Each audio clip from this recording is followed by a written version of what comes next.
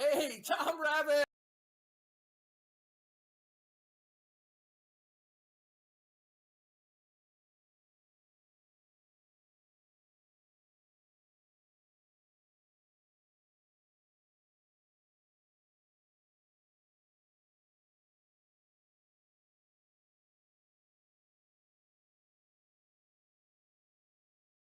Mystic ancient secrets can all be answered when you ask the mystic access guru.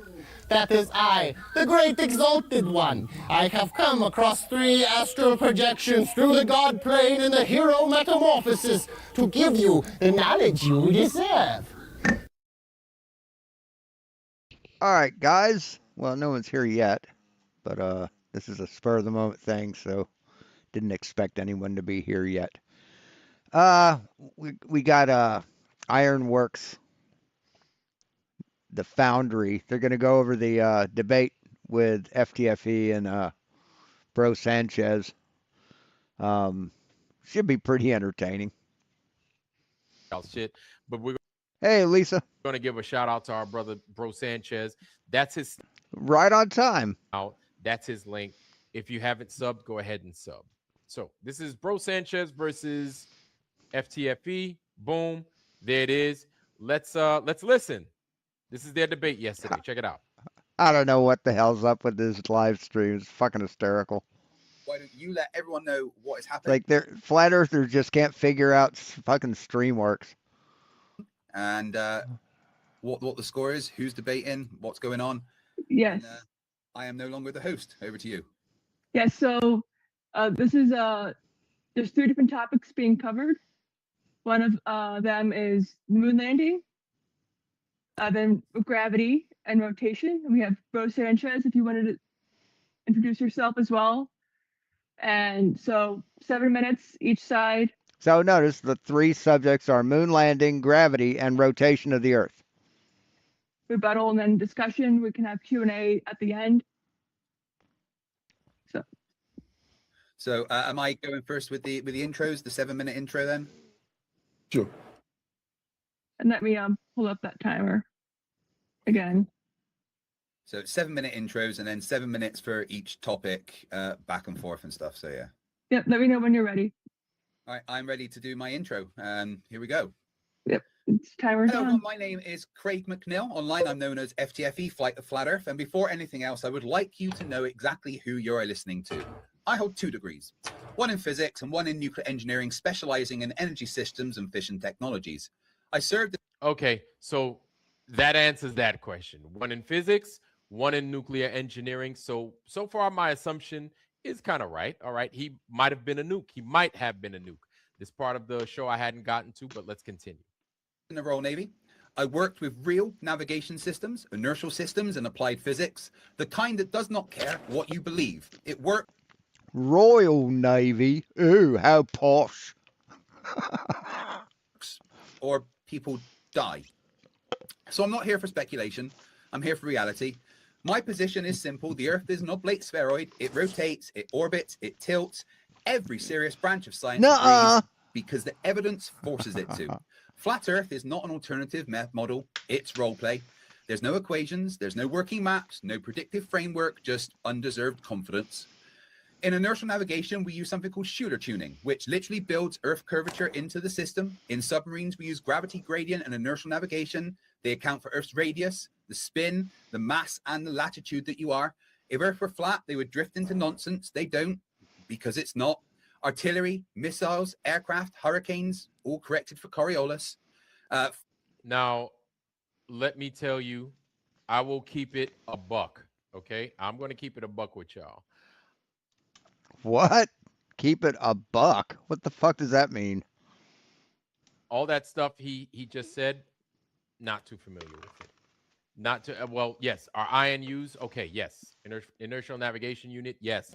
Gyros, yes. Okay, a little familiar with that, all right. But this is not because the Earth is a ball, but because the submarine is suspended in water. It is suspended in space, basically. No, it's suspended in water. It has buoyancy. Hey, guitarist Tab. This is from yesterday, I think. Welcome to the channel. Basically. So a submarine is an underwater airplane. It was very recent, if not yesterday, maybe the day before, but yeah, it's pretty recent. It is an underwater plane. That's it. It is an underwater. Listen to me, okay? A submarine is an underwater I know what a debnate is. Don't worry. plane. It's that simple. It's that simple.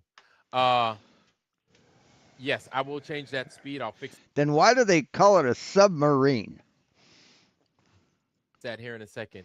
I just wanted to keep that clear with everybody that submarines are the same thing as the stuff that you see in the sky, just underwater, right? They basically do, except they don't, you don't want a submarine to roll like an airplane does. And an airplane doesn't want to roll, right?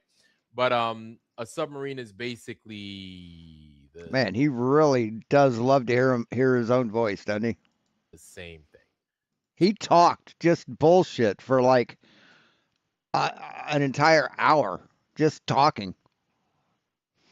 Basically the same thing. And shout out to you, Pebs. I agree. Let me go ahead and fix that for y'all. I'm going to go ahead and change that speed so y'all ain't gotta be hearing it in anything too slow. Hopefully it's not too fast, but if it is, just let me know and I'll slow it down. Let's get it. Full pulse pendulum does not start on its own. If it did, it would violate conservation of energy. It would be magic. It started carefully with no twist. Then the swing plane rotates because Earth rotates. At the pole, once per day. At the equator, 0. In between, proportional. There's the Sagnac effect with 2 light beams going in opposite directions. 1 second. Now, here's what I find interesting. This is what I find very interesting. How What? Flashing lights and jiggling keys? Craig wants to talk about Foucault's pendulum, but we're on a submarine. What's All right, catch you later, guitarista. Appreciate you coming by. the mission of the submarine? To remain quiet, right? Yeah, yeah, that's preferable. And if you're playing hide and go seek with everybody out there, I mean everybody out there, it doesn't matter whether it's your friend, your adversary, the neutral people, it doesn't matter. If you are a submarine and you are in mission waters or barely outside of mission waters, you don't want to disclose your location at all. Right. Okay? So you're basically playing hide and go seek. Mm-hmm. You're silent, right? Yeah. Craig is on a submarine. What is your Craig fucking wants to point? talk about all his qualifications and everything. I like to talk about submarines. Every once in a while, I'll talk about my qualifications and what I know too. But what's the thing? What is the topic that we are discussing? Who? We? Who's we? What is the topic, Craig? This question is for you specifically. We are talking about the condition About the moon landing, rotation of the Earth, and gravity. of this Earth. We're not talking about how it spins. We're not talking about this or that. Who's we? What the fuck you mean we? You're not part of this, man. You're not part of this debate. You're watching it. What do you mean that's not part of our debate? They said what the subject was. Moon landing, gravity, Earth spin. What the fuck are you on, dude? We're just trying to talk about the condition of this Earth. That's it. That's it. We're not you're talking about Foucault's pendulum, everything else, which is cool that you know how to Yes, that proves spin. do that stuff, but we're not talking about that. Okay? But He's so fucking arrogant, isn't he? He's so into himself. let me Such a fucking narcissistic douchebag. shut up. I want to give it back to the guys, okay? By the way, guys, do I look better now? Does it look better? Well, not me specifically, but does the screen look better? If so, let me know. But we're going to give it back to those guys over there on the debate. Just lost my place. Technology, huh? In submarines, use gravity-graded inertial navigation systems. Okay, so artillery corrects for Coriolis, missiles correct for Coriolis, and hurricanes follow Coriolis. Let's talk about experiments. We've got four-pulse pendulum, one of the most misunderstood experiments in physics, misunderstood by flat earthers mostly on purpose. Four-pulse pendulum does not start by itself. If it did, it would violate the conservation of energy and it would be magic. So pendulums are started by humans, carefully and gently using burn threads, electromagnets, or remote releases, because if you twist it, you contaminate the experiment. Once it is swinging freely, the plane of the swing rotates, not because the pendulum moves, not because air pushes it, not because of magnets, because Earth rotates underneath it. At the North Pole rotates once per day, at the equator not at all, in between proportionally. Measured, verified, repeated for over 170 years. I've done it personally. Flat Earth has never explained it, not once.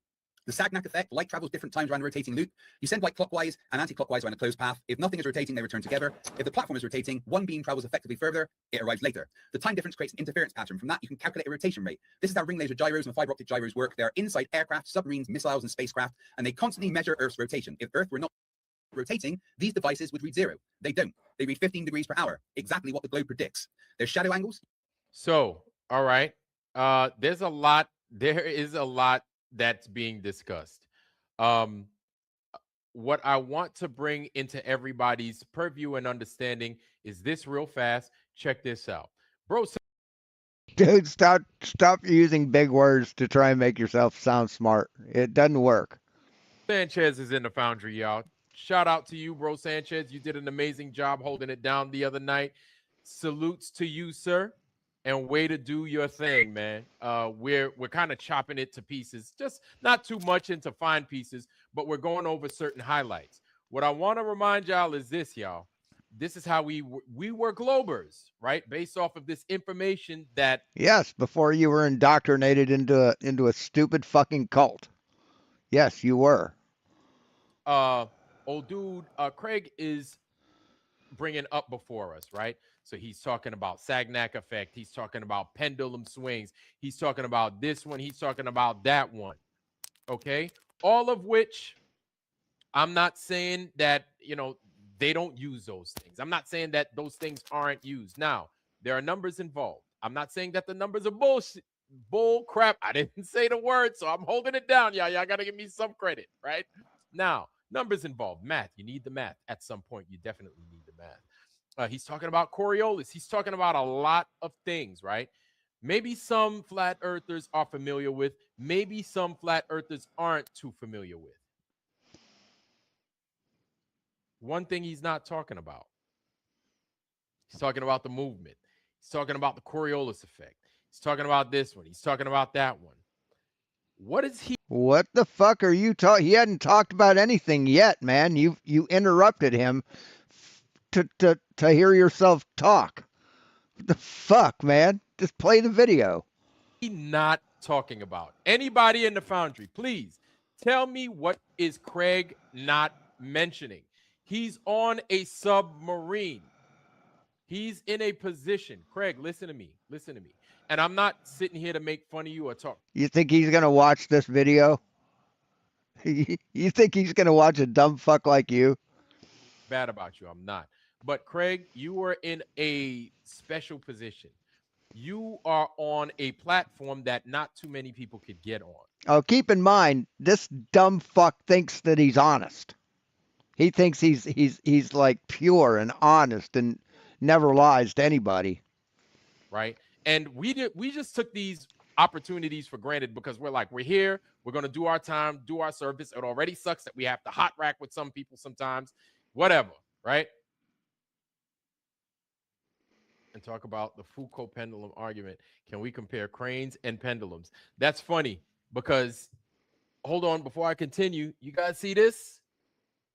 Y'all see this? And then, of course, I know some Globe Earth show is going to be like, Vlad is a dummy.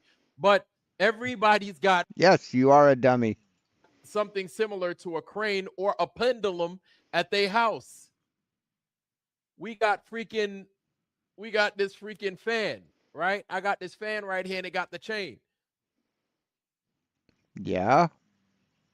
And I mean, it's not like wind is blowing in my house. You understand? So everybody's talking about, oh, you gotta have a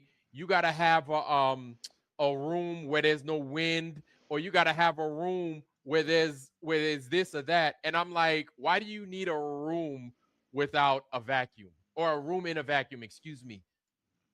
I ain't got. No, you don't need a room and a vacuum for a Foucault's pendulum, dipshit. The fuck? This guy is dumb as fuck, man. Hey, Lindsay, how you doing? Got no wind blowing in my house. It's not like my roof is missing. It's not like the windows is busted. This right here, until I touched it, this joker sat still the whole time. Did y'all see this thing? Yeah, that's why that's what gravity does. It keeps things still. What are you talking about, man? Move? Didn't nobody see this thing move, did y'all? Nobody saw this thing move, right? Sat there still, perfectly still the whole time. Sat there still, and then at some point, it's going to stop. Some point, it's going to, I'm not even going to touch it. It will be at rest. At some point, it will find its happy place. It will be at rest without me having to touch it. Yeah, that's Now, what they say do. a couple of things.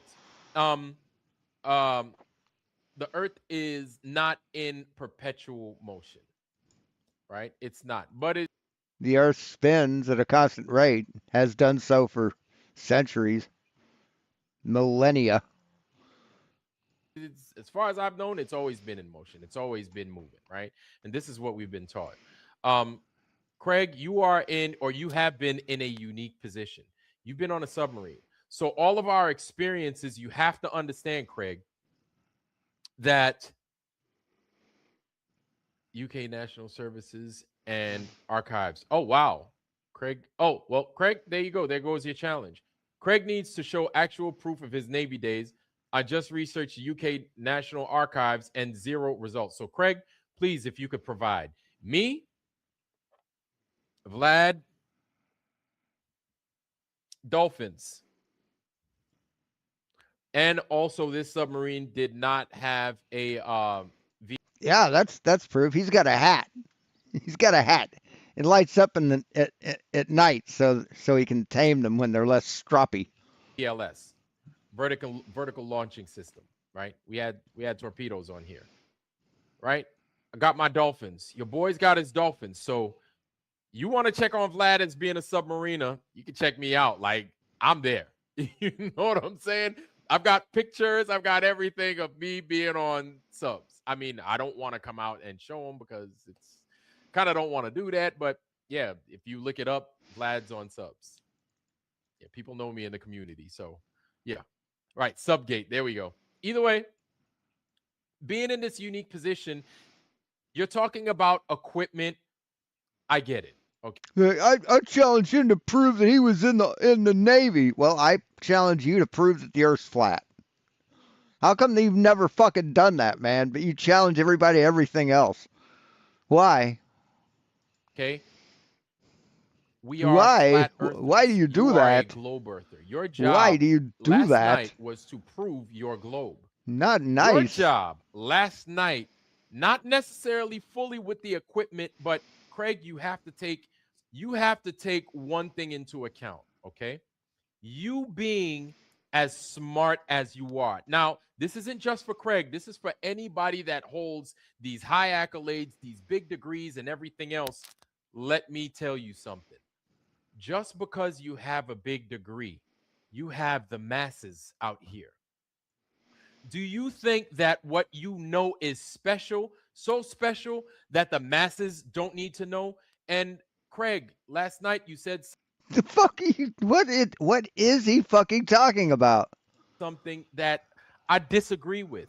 You said science, it doesn't matter if it's hard or not. Something along those lines. I don't want to misquote you.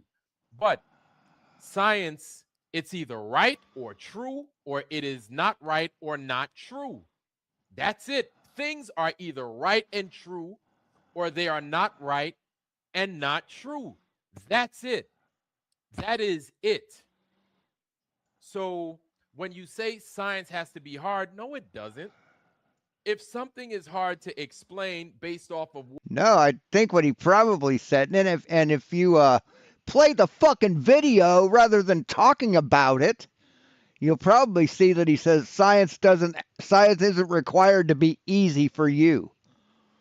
what you learn or how you were taught, then you know what you have to do, Craig, is you have to explain it in lay terms. God, he Because loves to hear here's what you're himself gonna come talk, doesn't he? across, right? And it's not a strike on you, but I want you to recognize who your audience is.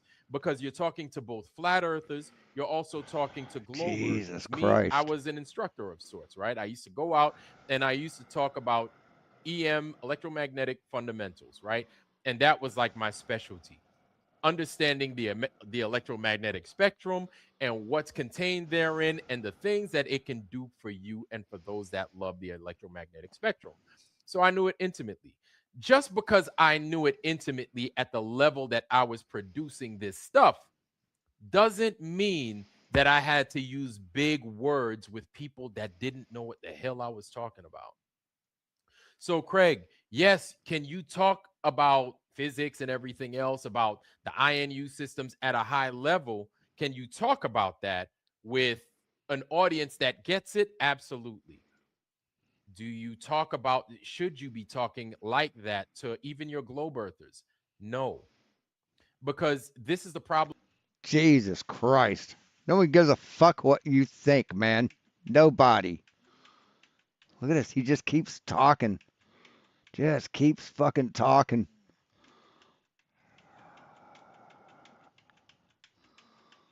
Just won't shut the fuck up, man. Know your audience. God damn it.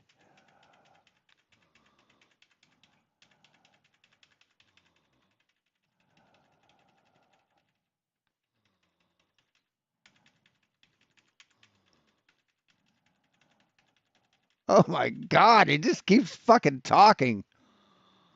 Just keeps going and going. He's like a fucking energizer bunny of stupidity. Holy shit.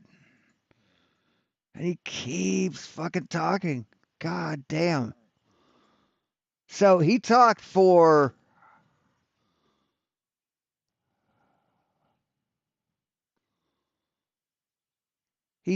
nonstop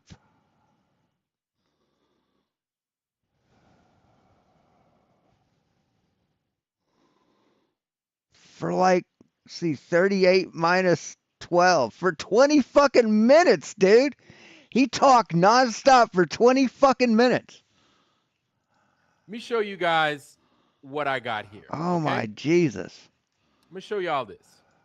Now, Craig and all of y'all, I want y'all to tell me if y'all see this right here. Okay. Y'all see this right here, right? I got a bunch of Earths up. And then one of them is a picture of the Earth and the moon in front of it. Right? Yeah. Y'all can see that, right? Yeah. Oh, y'all can see that picture on the far right. Right? Do y'all see that curve? Y'all see that curve around the Earth? Yeah, yeah, we see this. That's a spherical earth, dipshit. Don't even know what country's out there. Don't Doesn't nobody see matter. what country that is over there. But everybody sees that curve, correct? Yeah. Let's see. Let's see if I could go here. And then what I'm going to do is I'm going to bring y'all to this right here, y'all. Y'all. Hold on. Come on, Okay. y'all. I'm going to bring y'all here. Fam. Get y'all out of that so we could get a closer look, okay? A better investigation as to what it is we're looking at right here. Okay. So we're looking at this. This is the Earth right here, right? So this is the eastern, southern. That's Africa. That's Africa. There's Madagascar. There's Antarctica. And much of the northeastern part of Africa into Northeast Africa, the Middle East, right? And then you got Madagascar right here. So we're saying, or we want to accept, and this is the blue marble, y'all. Yeah. You see all this? Yeah, shot on film, no digital. If I was to take a tape measure, I can measure this thing. I would say this going across, looking at it on the screen, it's around maybe 6 inches long, right? 6 inches in diameter, right? That's what she said. From the right side to the left side, or the left side to the right side, maybe 6, maybe 7 inches in diameter, right? It's a small little dodgeball size, right? Going across. I can measure that. You see how easy I could measure that from here? I can measure it. What, from space? No, you can't measure something from space. Well, you could if you know exactly how far you are from it. You could do that. I can measure that. I can physically measure that dimension of the Earth. I could physically do that. Physically measure it? Okay. So I thought you had to touch something, like use a ruler to measure it. Right? And you could see the continent. You could see a country off on the side and everything. This stuff matches up with what's on the map, right? And then you see the swirls from the clouds. Now, the same way I can measure that, Craig, and the same way I can detect curvature, Craig, at some point, Craig, you must be able to detect curvature up close. Why? Why? Why should you be able to measure curvature up close? It makes absolutely no fucking sense. You've got to. Well, Craig. we can by seeing boats go over the horizon when they sail away from us. We can see that. It's harder to see it going left and right, but because the Earth's so big, but because of foreshortening, forced perspective, we can see him go over the curve front to back. Same way as when you choose a 2x4 at the lumber store to see if it's straight, right? You look at it on end. It accentuates any curvature that there might be in that lumber, right? Can you make that connection? Craig, you got to, globe earthers. Are you smart enough to make that fucking connection? Got to be able to detect, and you must be able to recognize and be able to plot where this curve takes place. He'd put a meth head to sleep. He'd put a meth head to sleep. He's so fucking boring. At because it's physical. The same thing I just showed you, physical curvature right there. Yeah, we've shown you physical curvature, but you deny it because you're a piece of shit. That's all physical, right? Those are physical dimensions I gave you. I didn't chop that up. They said that's Apollo 17, Apollo 11, whichever, right? Apollo Creed, I don't know. They gave you an Apollo. Somewhere over there, you can measure that. Those guys, if they claim to have gone to the moon, took pictures of the Earth at a distance, you know what? Jesus fucking Christ, man. Get the fuck on with it. Holy shit. God damn it. This guy needs a girlfriend.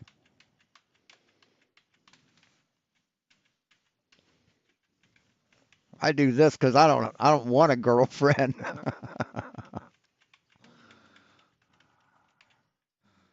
God damn it, man. He talks for like a fucking hour, plays 30 seconds of a video, and then talks for an hour. Calculate the Earth's circumference. Happened 2,500 years ago with Eratosthenes, and it's done all the time with multiple people. Antarctica is flat Earth's kryptonite. Every southern summer, the sun stays up for 24 hours. On a globe, that's guaranteed. On a flat Earth, it's impossible. Will Duffy organized the final experiment, invited flat earthers and globe earthers, independent observers. No NASA, no government, no agencies. My friends went, my personal friends, MC Toon, Dave McKeegan, and ex-flat earther Jeranism. They traveled there in the summer, watched the sun circle the sky. They filmed it, they live streamed it, they documented it. Multiple cameras, multiple angles, multiple days. Exactly what the globe predicts happened. That should have ended the debate. Instead, flat earthers invented new conspiracies. GPS requires orbital mechanics and relativity. Flat Earth can't support that. Millions of images from Weather satellite. Oh, wait. Hey, y'all can't click on the links, y'all? The links don't work? Let me know. Hold on. There it is right there. Y'all can't get them? Y'all can't get those links? Can't get them links? Because the link. I'm going to go ahead. It's out still then. It's good, man. Roger? Yeah, I hear you. What's good, man? How you doing, bro? Not much. By the way, they didn't live stream from Antarctica. I'm sorry. That was one lie right. Yeah, they did. Yeah, everybody live streamed from Antarctica, you dipshit. You fucking liar. Right there. Check that off, you fucking list. Yeah. Sorry, did I cuss? Yeah, it's all good. No. You good, man. I'm back to normal Vlad mode for a limited time. Good. Yeah, so you solid, Rod. Hey, Mule fan. Yeah, Monkey's doing good. But welcome, Thank man. you. Yeah, yo, dude. how am I appearing on here? Because you're okay. Raj is able to get on here, y'all. Y'all. Y'all, I hope. Hold on. Lord have mercy. This is really upsetting. Because it's saying that I've only got one stream. It's showing that I have one stream, and that oh, flip. I've been watching videos with Darth Dawkins debating people on religion, and it's fucking hysterical, man. This guy is like, he's like the flat earth of religion. It's hilarious. On it, so. Yeah, there ain't nobody trying to click on that. Hold on, let me see if I could fix it. Oh my God. Oh Jesus, I hate Craigslist. I hate StreamYard. You've been on Craigslist before, have you? Yeah. Oh yeah. I love Craigslist. I get all my. Craigslist is a good place to meet people. I tried that when I got divorced. D man, what's good, bro? Yeah. What's up, man? I'm gonna sit in for a little while. Yeah. Good to have you, man. Good to have you. Welcome. Bro Sanchez, man. The link's down there. I'm dropping that lure in there. Please come on up if you got that time. Yeah. Can I address the interferometry bullshit that Craig spit out there, like SAGNAT and all the rest of that crap? Sure. Yeah. That doesn't measure the motion of the Earth. That measures the light in the medium that's outside of the reference frame of the Earth. No, it doesn't. No, they're sealed, dipshit. Doesn't measure anything outside. Doesn't measure any light outside. It's sealed. You dumb motherfucker. That's in motion. Yeah. It's not the physical Earth. The Earth is stationary. They didn't add that to the actual experiment, even that conclusion, because they did not want that conclusion to be come to. Never Who didn't? What are you talking about, Roger? measured it spinning. When those who practice to deceive, why are you trying to fool people, Craig? This is why you want to, and you see, this is why I'm talking. This is why you want to speak plainly, Craig. You don't want to be sitting there trying to fool nobody, Craig, because once this stuff comes back on you behind, Craig, we're going to call you a liar, Craig. Says the liar. You're a lying sack of shit, Ironwork, Vlad. You, Roger, D-Man, you're all lying pieces of shit. The Earth's not flat. Don't be sitting there trying to fool people, man, with these big words. That's why a lot of these, listen, Craig, before I continue, this is why Sagnac effect is the name of the effect, dipshit. It's not a big fancy word. God damn, what a loser. Nobody trusts the government, one, because the government is lying. This is why nobody believes where the hell we were told about where we live, two. This is why nobody believes in the construct. This is why people think the leadership has failed. See, this is what COVID and travel restrictions did to people. It turned them into this. This is a product of COVID and having to stay indoors and not go outside and access to the internet 24/7 and saying, the government wants me to do this, and they see a video and it says, oh, the government wants complete control and they're trying to, it's like Nazi Germany, and oh my God, you're right. And that's where it starts. That's where it started. Sad, pathetic motherfuckers. Scared, paranoid, gullible. This is why people dishonest. People don't trust the education system for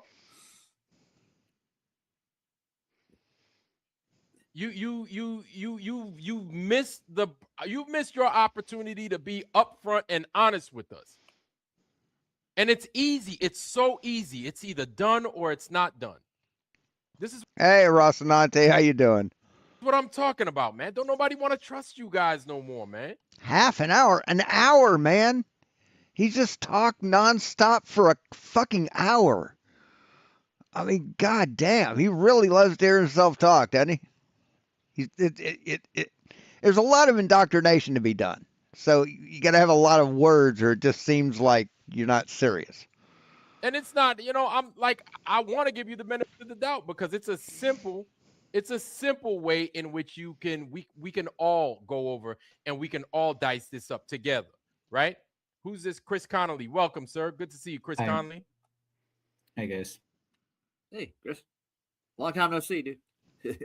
Good to see Yes. you. Bro Listen, Sanchez. Yo, go ahead. I could go on the internet every day and see observations of it being a plane.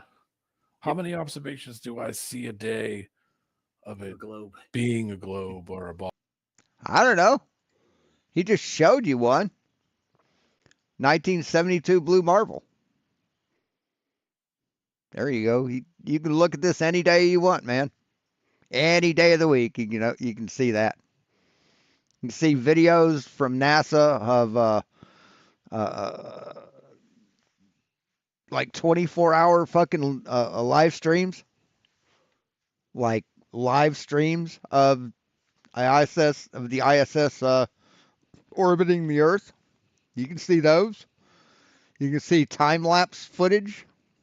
You can see whatever you want to see. It just depends on what you want to see. But you aren't interested in truth. You're interested in bias confirmation. Sad. Ball, or what observations do you get? You don't see any. It's easy. It's easy because you see the sun moving. We see the moon moving. We see the sun setting. And that could never ever happen on a flat Earth. Sun could never set ever. The stars rotate. Yep. That's what we see. That's what we see every day, every night. That's all we've seen. That's the only perspective we could get. Yep. You know what? Ain't nobody wake up like, oh, there goes Earth turn. Earth turn. I'm up. Let me go make my coffee. It's Earth turn and the sun is out. Nobody's. And it's been explained to you why you wouldn't feel the Earth turning. This has been explained to you numerous fucking times. Why aren't you smart enough to get it? Says that.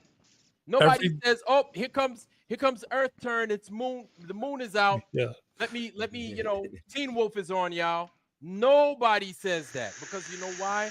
We all observe, and just because nobody's as dumb as you. Because this is what we observe. I'm not saying that that's why it is what it is, but I'm kind of saying that. But we observe the sun moving. We observe the moon moving. Like it's that simple. Yes, we see the sun moving at the exact rate that the Earth spins. That's what we see.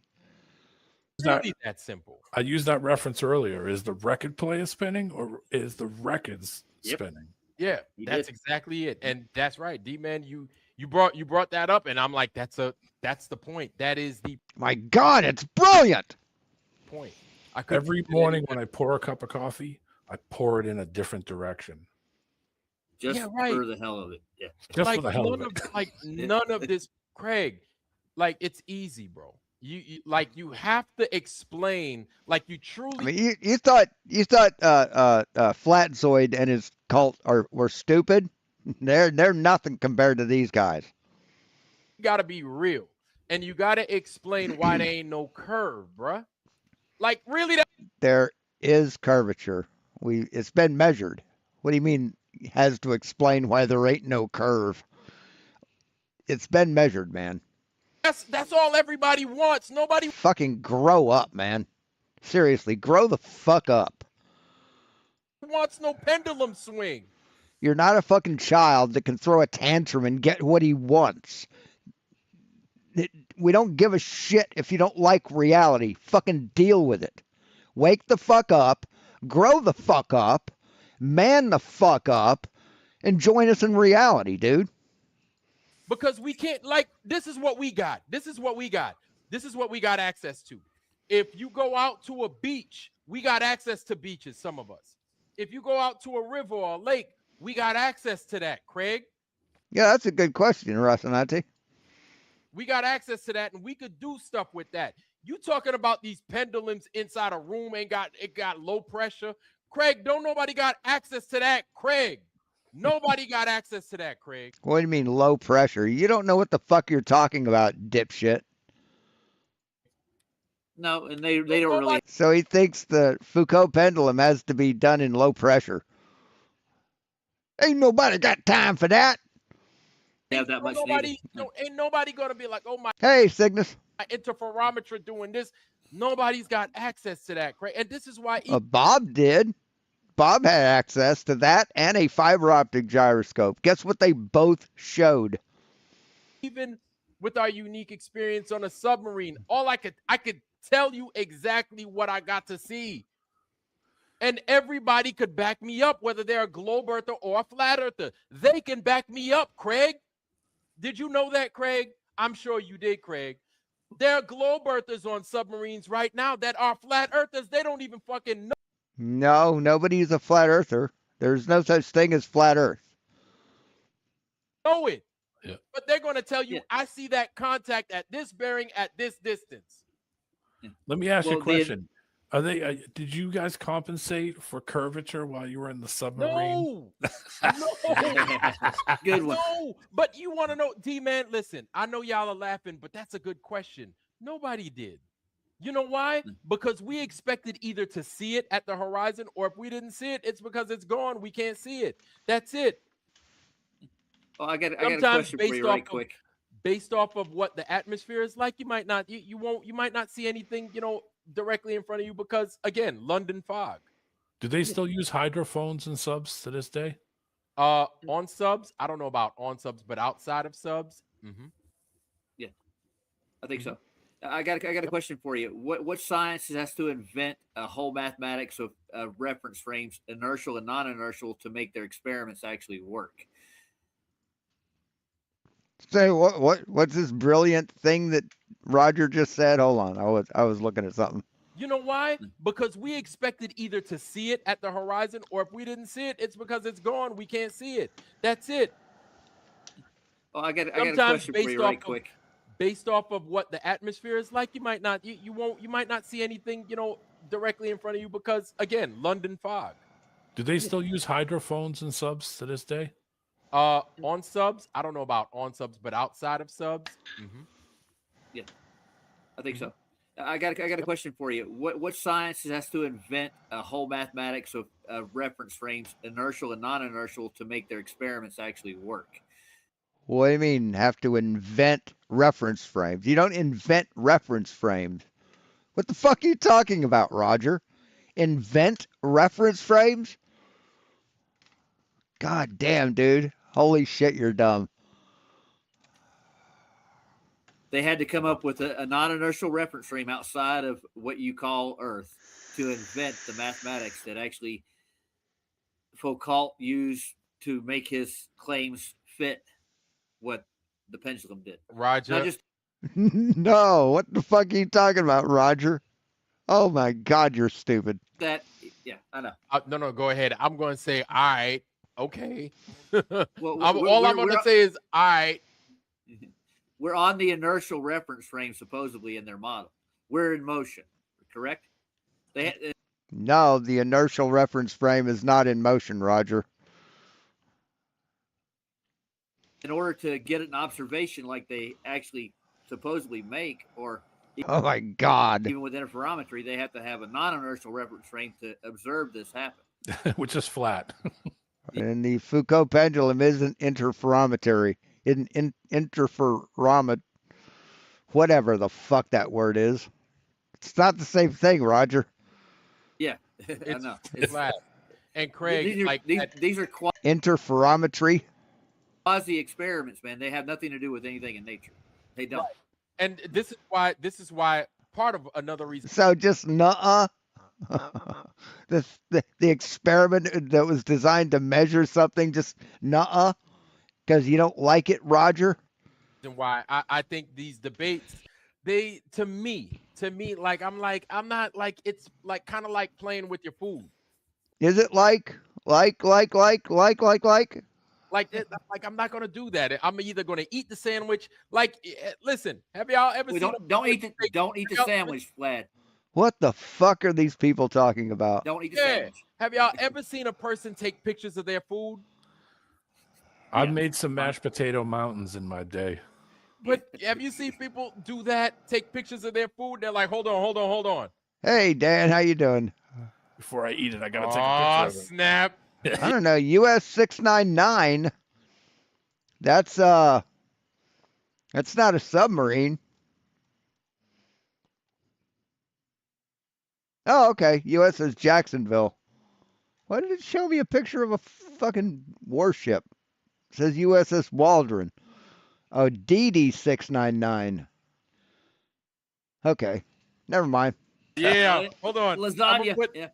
I'm gonna put that on my MySpace. I'm gonna put that on my Black Planet. Like, what are you doing? Are you hungry or not? Like, what are you doing? They're onion rings, bro. Just eat it. They're onion rings. Jesus fucking Christ. They just keep talking and talking and fucking talking. Jesus. That's 2 minutes, 3 minutes, 4 minutes, 5 minutes, 6 minutes. Jesus. No way. 32 Yeah. feet. No. Good. Whenever Let's call we it 30 feet. Let's call it 30 feet. Just to give it we do shoot around, and if it's off, we'll just do an adjust fire. Oh my and God. then They're still just talking. at the equator. Look at this shit. 1,040 miles an hour. You want to know something? We know that. Flat earthers know that. What's the Earth curve calculator? 8 inches per mile squared. You ask any fucking No, Earth curve calculator doesn't use that formula. glober out there, they won't know their own fucking model. Do you know why that is? Because we had to do that legwork. We had to further investigate because we were those guys that didn't know the fucking model. We were them. That's why all this fucking is you're like, you don't fucking take those extra steps to fucking sit there and cover your own ass. So you lose all credibility over and over, time and time again. All people have to do is burgers. If you've been telling people McDonald's ain't selling hamburgers and they decide they want to investigate and see if McDonald's is selling hamburgers, I bet you they're going to call you a liar. $1 to a donut. I bet you they're going to call you a goddamn liar.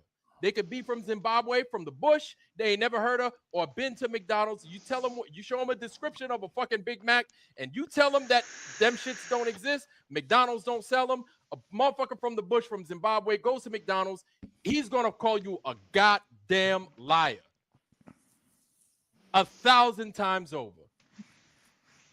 Now, if you want to say if McDonald's sell chicken wings, McDonald's in Wisconsin probably don't sell chicken wings. But McDonald's in Brooklyn, it sells chicken wings. Okay? The one right there off of Avenue D, they sell goddamn chicken wings. I don't even know if that bitch is still there. I gotta go to the one in Brooklyn. Yeah, man. Chicken wings, y'all. They got them fried crispy chicken wings, man. God, he loves to talk. Out in Little Haiti, they probably got fried plantains. Jesus, he just loves to fucking talk and talk and talk. Holy fuck. And the people we were showing it to said, "Oh, well, that's impossible." And I said, Sorry, volume was way, way fucking low. Sorry, guys. "Possible? You see it." Well, that wouldn't work. It's refracted. I said, it's refracted by 50 miles. I said, you could stack up the Burj Khalifa 89 times. That's what it's actually would be behind. And then again, like, they lose credibility. Like, I don't know how many times we've said it, how many times. Hey, Stanley. Yeah, we don't understand math and science and physics, so they lose credibility. Jesus fucking Christ. We dissected it. I need to shut the fuck up. Guys, please bear with me. I appreciate y'all letting me rant and rave. I need to shut up because I need to let Bro Sanchez and Craig discuss this. And we're going to let them discuss it right now. I'm going to give it to them. Guys, bear with me, please. No problem. Here. I apologize, man. I'll let Wesley know you know to the question he asked. You know, just for the shits and giggles. Yes, that's kind of like an ad hominem, actually. If you think he's not attacking the argument, he's attacking the man, dude. So. Who is? Wes, when he asked for the, what I asked you in the back, he's trying to attack your credibility or your reputation as opposed to the argument. Listen, and that's another thing. You know what? Let me shut up. We're gonna get into that. We're gonna let these guys cook though. Bro Sanchez, wherever you at, come on up, homie. Come on up. Here it is. Private companies and amateur rockets, tow tanks, flight simulators. Guys, do you want me to slow it down to 1.25? Because it sounds like he's talking a little faster than normal. Yeah, a little like a chipmunk there, isn't he? Yeah. Yeah. Just because I had a request to 1.5. Let's do 1.25. Okay, so there it is. We'll let Craig and Bro Sanchez do their thing. And then you guys tell me when to pause it, and I'll pause it, okay? All right, man. Navigation simulators, they all use spherical models because they work, because the Earth's a sphere. Surveyors measured Earth long before satellites. The American arc of the parallel, using triangles and baselines and angles, they mapped a sphere. Every major bridge, tunnel, and canal uses geodetic surveying. You guys hear that? Yeah, we hear. Okay. So what we're looking at here is a... I'm sorry? Okay. Level means perpendicular to gravity. Gravity points to Earth's center. So water forms a curved equipotential surface. Curvature. You heard that, right? Gravity points to Earth's center. Yeah. Yeah. Well, their model is that it Yeah, grade school kids know this. points in every direction towards the ground. And that's No, it points towards the Earth's center, perpendicular to the ground, if the ground is level. what's holding the water upside down. So, Jesus fucking so when Christ. he says towards the Earth's center, my question is then, is he talking about 3,900 miles deep, the Earth's center? What is he talking about? Yes, that would be the center of the Earth. Yes. I don't want to put words in his Just mouth. Or however deep it is. general to the surface itself, meaning that their force is pushing in at every angle, 360 degrees around that. I believe it's their total mass that they've already came up with based on what you're saying, God damn, these guys are dumb. Holy shit. 4,000 miles of layers. They can't grasp a simple concept of down. It's just so funny. Of Earth, which they don't know because they've only dug 7 miles deep. So it's all made up. So gravity with no glow, there is no gravity. Have you dug into your body to find a stomach? Is it all made up? Have you ever touched or seen your own spleen? Is that all made up? Listen, for all you Globers out there, we're presenting to you your argument. All right? No, you're not. You're not presenting our argument. We're not making anything up from a flat perspective. This is your argument. But let's continue. There's about 1 degree every 6 to 9 miles, and that's measured. Just check out Jesse Kozlowski if you need to. So my thing is, how did they know what how deep the core of the Earth is when all they could get? Because we fucking measured it, dude. We measured it. We know how big it is. You just take how wide it is and divide by 2, you dumb fucking shithead. It is 7.8 miles. How do you do that? How do you do that? How did you see that? How do you know a book has 1,000 pages if all you read was 8 pages and the rest of them ain't even numbered? Maybe because we measured the thickness of the fucking book. How do you know? Maybe because we read on the fucking pages, the numbered pages, you dumb son of a bitch. You only read 8 pages, but you didn't even bother opening to see how many more pages there are. How do you know that book has 1,000 pages in it? How fucking Yeah, they sad. try to apply this 10 to 11. same equations to the flat realm. Their other mathematics. Hey, a penny roll. It's closed. You can't count how many pennies are in it, but you know how you can tell how many pennies are in it? You measure the length of it because we know how thick a penny is. Right? Right? Or if you had a penny roll that was like, it was rolled in plastic, clear plastic like they are now, but half of it was rolled in paper before they put the plastic on, you can only see 7 or 8 pennies But you know, you can measure the entire length of it, right? Falls apart because it's based off of a picture they're painting, That's it. and that's the mass Yeah, or weigh it. Absolutely. attracting mass. The Earth has got so much mass. You can take the pages and measure the pages, and pull the binder off and measure the book, come up with the approximation. If you took a ball and said, okay, let's take a sideways direct through the center of it, they could do that. You know, they don't dig the borehole to measure the size of the Earth. Stupid. That's not what that was for. But they're still using a flat surface to get that. No, they aren't. Well, maybe the flat floor of their office. But no, the Earth isn't flat, moron. You're using a flat surface to try and determine, like everything you do, and we're going to kind of get into that too. Craig is going to talk about that. But Jesus fucking Christ, man. What's this, like second 45? What are we, like a minute and a half into the thing? let these guys cook. And that's a good point, though, D man. Kilometers. Jesus You can fucking see the sun Christ. after it's set on the ground. You can see it below your eye level. That means Yes, D-Man has a good point, but it's too bad it's on the top of his head. his apparent position is below you when you're in a plane. On a flat Earth, that is impossible, because that means the sun would have to be inside the atmosphere, inside the clouds. The sun delivers about 1,360 watts per square meter. That's more than a powerful heater.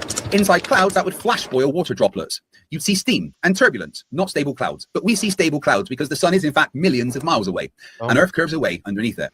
The globe predicts, flat Earth reacts. Hold on. Flat Earth has no equation. Yeah. They're pre-assuming the sun is what they claim it is, causing the heat that it claims. I know. No, we're not presuming anything. It's been measured, moron. All this shit has been measured. There's no presupposition about it. The only people that are presupposing something are you fucking morons with your fake as fuck flat Earth. That's the what do you call that? Pre-assuming. Right. I forgot the name. Like, I'm not even going to sit here and lie to you and be like, oh, I forgot. Here's the name of that argument. Too late, man. Too late. I don't know. It's fallacy. Yeah. Yeah, that's one of them fallacies. Like you guys that know how to do them things, right? I like that's cool. Like I'm like, look, man, it's either doing this or it's not doing that. Like I'm so to the point. We have to get over. I'm not saying that that's bad, but we have to get over playing those because that's how they get us too. Like this is how what's his name lured Bro Sanchez into this nonsense. This is how he got him, right? Money lured Bro Sanchez into this shit, man. He's a fucking scammer. He's a grifter like you. By doing this thing. But Bro Sanchez, look, like I hear you. Like I love you. We love you over here, bro. Like when you buy into that bullshit, like Flat Earth wins, but like them globers think that they got something. This is their stuff, man. Like they ain't got nothing. And globers, man, shame on y'all, man, for just biting on these lies like that, man. Shame on y'all, for real. Like, shame on y'all. Go ahead, D-Man. Yeah, fuck off. Fuck off, liar. You're a fucking piece of shit. You know what's a great example? A great video to watch is just a quick reference for everybody listening. I mean, this is just fucking indoctrination, man. It's indoctrination 101. Terry Ackert's Chasing the Sun is a great video.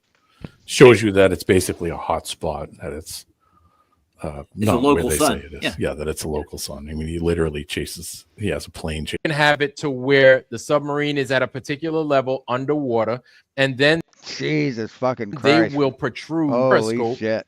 right outside, or they can keep it to where it's even with the surface of the water. It doesn't even break the top. And you could still get things that way, right? But once you bust the top of that surface of the water, you don't have to, it don't need much. You're going to get a lot of information. And you could still see far down. What people fail to realize, y'all think that Bushnell or Meade makes these periscopes. I'm going to take a step out there, and I'm going to assume, and I could be wrong, but I don't think Meade, the guys that make binoculars and telescopes and shit like that, and Bushnell, the guys that make the same stuff and probably, you know, microscopes, I don't think they make your periscope material, your mirrors, your lenses, you know, the solid states and everything else like that. I think it's somebody, and it's probably more than likely highly classified, that stuff. The amount of things you can see in such fine detail with that periscope is out of this world. It is absolutely out of this world, and how far you can see, especially. I wouldn't be surprised if they incorporate like infrared or something like Jay Tolan did on where you could see way further. Listen, you said it. I didn't. Yep. You said it. I did. You think they didn't? You think they can't see that them different spectrums with the periscope? I bet money they would. I can almost, if I was a betting man, you know. So Craig, like Sanchez isn't even on, and this is again where you lose credibility, Craig, because Sanchez isn't even on submarines, and I can affirm everything he just said right there. And it's easy. It's like it's easy. It's readily available, Craig. This is stuff you should have. Yes. Knowledge is readily available. Why don't you take advantage of it, you fucking liar? You pathetic fucking indoctrinator. Addressed as soon as you came out and said, "Hi, I'm on submarines and blah blah blah blah blah blah blah." And oh, it's a lie, me. And and I've got a degree in this. And the first thing we want to know is, did you see? No, he's not a limey. He's Welsh, you dumb fuck. See the curve? Really? Where? The limeys are Irish. He's not an Irish. He's not Irish. He's Welsh. God, you're fucking stupid. Where? At what distance? Tell us how it looks. Shit. Tell us how you got it and why we don't see it. But because you failed to do that, Craig, hey, listen, man, I'm going to be on top of your dome, family. I'm going to be on top of your helmet every time, strictly because you missed the easy stuff, man. That was easy, and he got you, and he beat you. He beat you. He beat you. Who beat Craig? Who the fuck Bro Sanchez? Who the fuck you talking about, man? You are a dumb motherfucker. Holy shit. Yeah, he's a layman too. That's all I gotta say. And he ain't got no degree. He ain't teaching no physics class. He ain't. So instead of showing the debate, showing Bro Sanchez getting his ass kicked, he's just gonna say, "Oh, he won. That he just won." Been on no submarine, and he beat your ass. He beat you. He beat you right out the gate. You did your intro. He barely did an intro. He won. Game over. You haven't even gotten to his fucking intro yet, you dipshit. Just for point of reference. You've talked this whole fucking time, and you haven't even gotten to his intro. I threw a Periscope manual from the maritime.org in the private chat. Ooh, damn. Nice. You have shown approximately 4 minutes. No, 3.5 minutes, man. They start at 10.5. They start at 10 minutes. You've shown 3.5 minutes, and you've been on this live stream for 2 hours and 14 minutes. You're a fucking clown. Damn. This man's on the ball. Yeah. Okay. We're going to take a look at that. And he said something about you can see so far with a telescope, with a periscope. No, the periscope you can see about 4 to 5 miles away for an object at sea level. So, yeah. Let's let these guys cook. You think about a radar, it's a two-dimensional flat circle, right? And the radar has a line that it goes around the center of the circle. It will pick up objects as dots. Okay, the radar don't scan over a curve, and it's going out well past 8 miles, well past the distance where we should detect curvature. That's one thing about being in the Navy and not understanding the basics, that if I'm in a submarine and I'm launching a missile. What's a submarine? What's a submarine? Hundreds of miles at a target, the missile don't account for curvature. It just don't. It's traveling in a straight line, not in an arc. You talked about missile. Missile? You mean torpedo? Who caught pendulum rotating at 15 degrees per hour. But And in this case, he's right, because we call that a surface-to-surface missile. Brian Connolly, you there? I called you Brian. Yeah, what's up? What's up, man? And you stopped it again, dude. 30 seconds. 30 fucking seconds, and you stopped it again. Yeah, what's up, man? But you know how these things Jesus work. Christ. Do you guys account for curvature? Is Limey English? I thought it was Irish. I thought he was Welsh. He sounds Welsh. At all? No, man. Have you? No. Okay. No. Every day. I know they're called limeys because of the limes they carry it on ships, on naval ships, to combat scurvy. I know that. So yeah, I thought it was Irish. Anyway, I think Irish are just drunks, right? Whiskeys. I mean, we don't do spin either, like Coriolis. I mean, that'd just be ridiculous. Yeah. but you adjust for windage and of course elevation. Yeah, and the Sea Sparrow shoots. Right. For artillery, for long distance artillery, you calculate for spin and curvature. 30-mile surface-to-surface laser sights. So, yeah. Yeah, and guys, listen, this isn't me talking because 30-mile surface. No, no. Sorry, buddy. Of my time, this is everybody else talking based off of the evidence. Okay, this isn't me talking. Go ahead, y'all. Go ahead. Well, windage, it's different. Like you're saying, like if the air is spinning, you got this Coriolis effect. So if you go up in the air supposedly is supposed to spin out from underneath you. So if you're shooting west and the air is spinning east at 1,000 miles an hour on the equator, that's what I'm trying to say.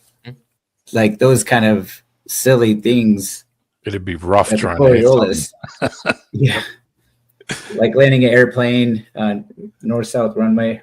Yep. Oh my God. Oh my God. They think that if you try and land a plane on a north-south runway that you'll tumble sideways because the Earth's moving underneath you. No fucking clue, man. Not a fucking clue with these guys. And guys, remember, we have to take these things into account too. Because like I've mentioned before, the majority of these Navy surface battles have taken place where? Right next to the equator.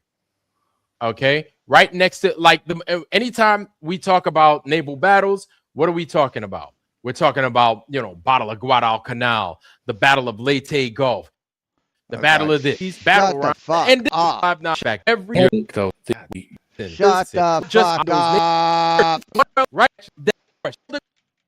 Taking it, move into it.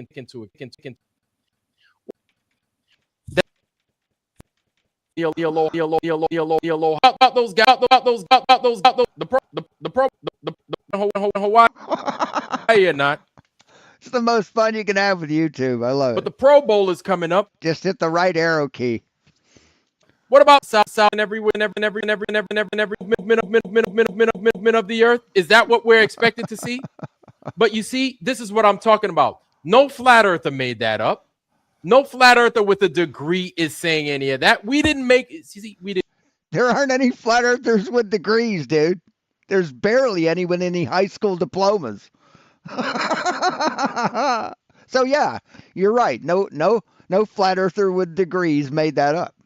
Didn't make these claims. It's y'all that did. You're Neil deGrasse Tyson's. You're Brian Cox's, right?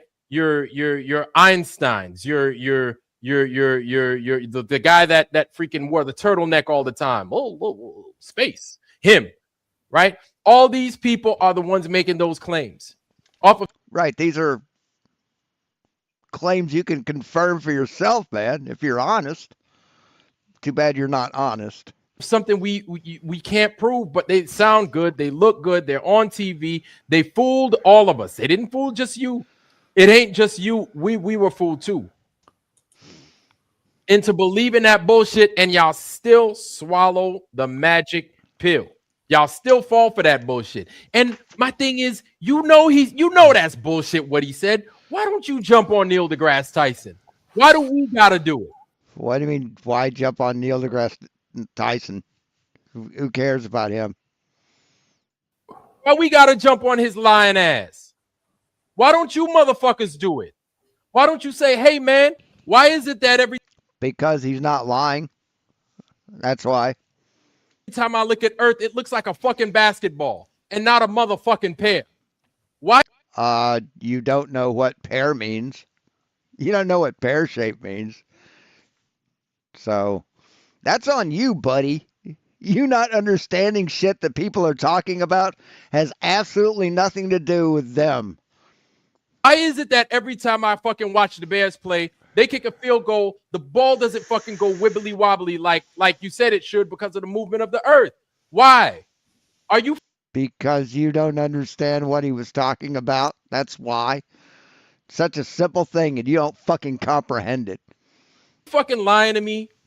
Why don't you ask those fucking hard questions, globe people? Why not? Because they're not hard questions, and why would I question Neil deGrasse Tyson about the globe Earth when the Earth is a globe? You're making no fucking sense, man. And again, y'all lost. And this is why I don't fuck with you. You know what I'm saying? I don't know about everybody else, but you ain't gonna get no love here from the Foundry like you once did. Because now I see through your bullshit. I see you are in league with the devil. I see. Oh, so people who believe in reality are in league with the devil. Very good. That whatever it takes for you to push this lie, you're gonna fucking do it. It don't matter. You're just gonna do it. Whether it's for money, whether it's because you're afraid of being ridiculed, I don't know. I don't know what your motive is. I know these things. I know what your motive is. You're a grifter. You're a con man. That's your motivation. That's what your motivation is. Money. Conning people out of their money with a lie. Presented to you everything else. You failed to follow up. And because you failed to follow up, you're fucking complicit. In my opinion, you're fucking complicit. You're follow up with what? With what, motherfucker? You need to finish your education. You need to get educated.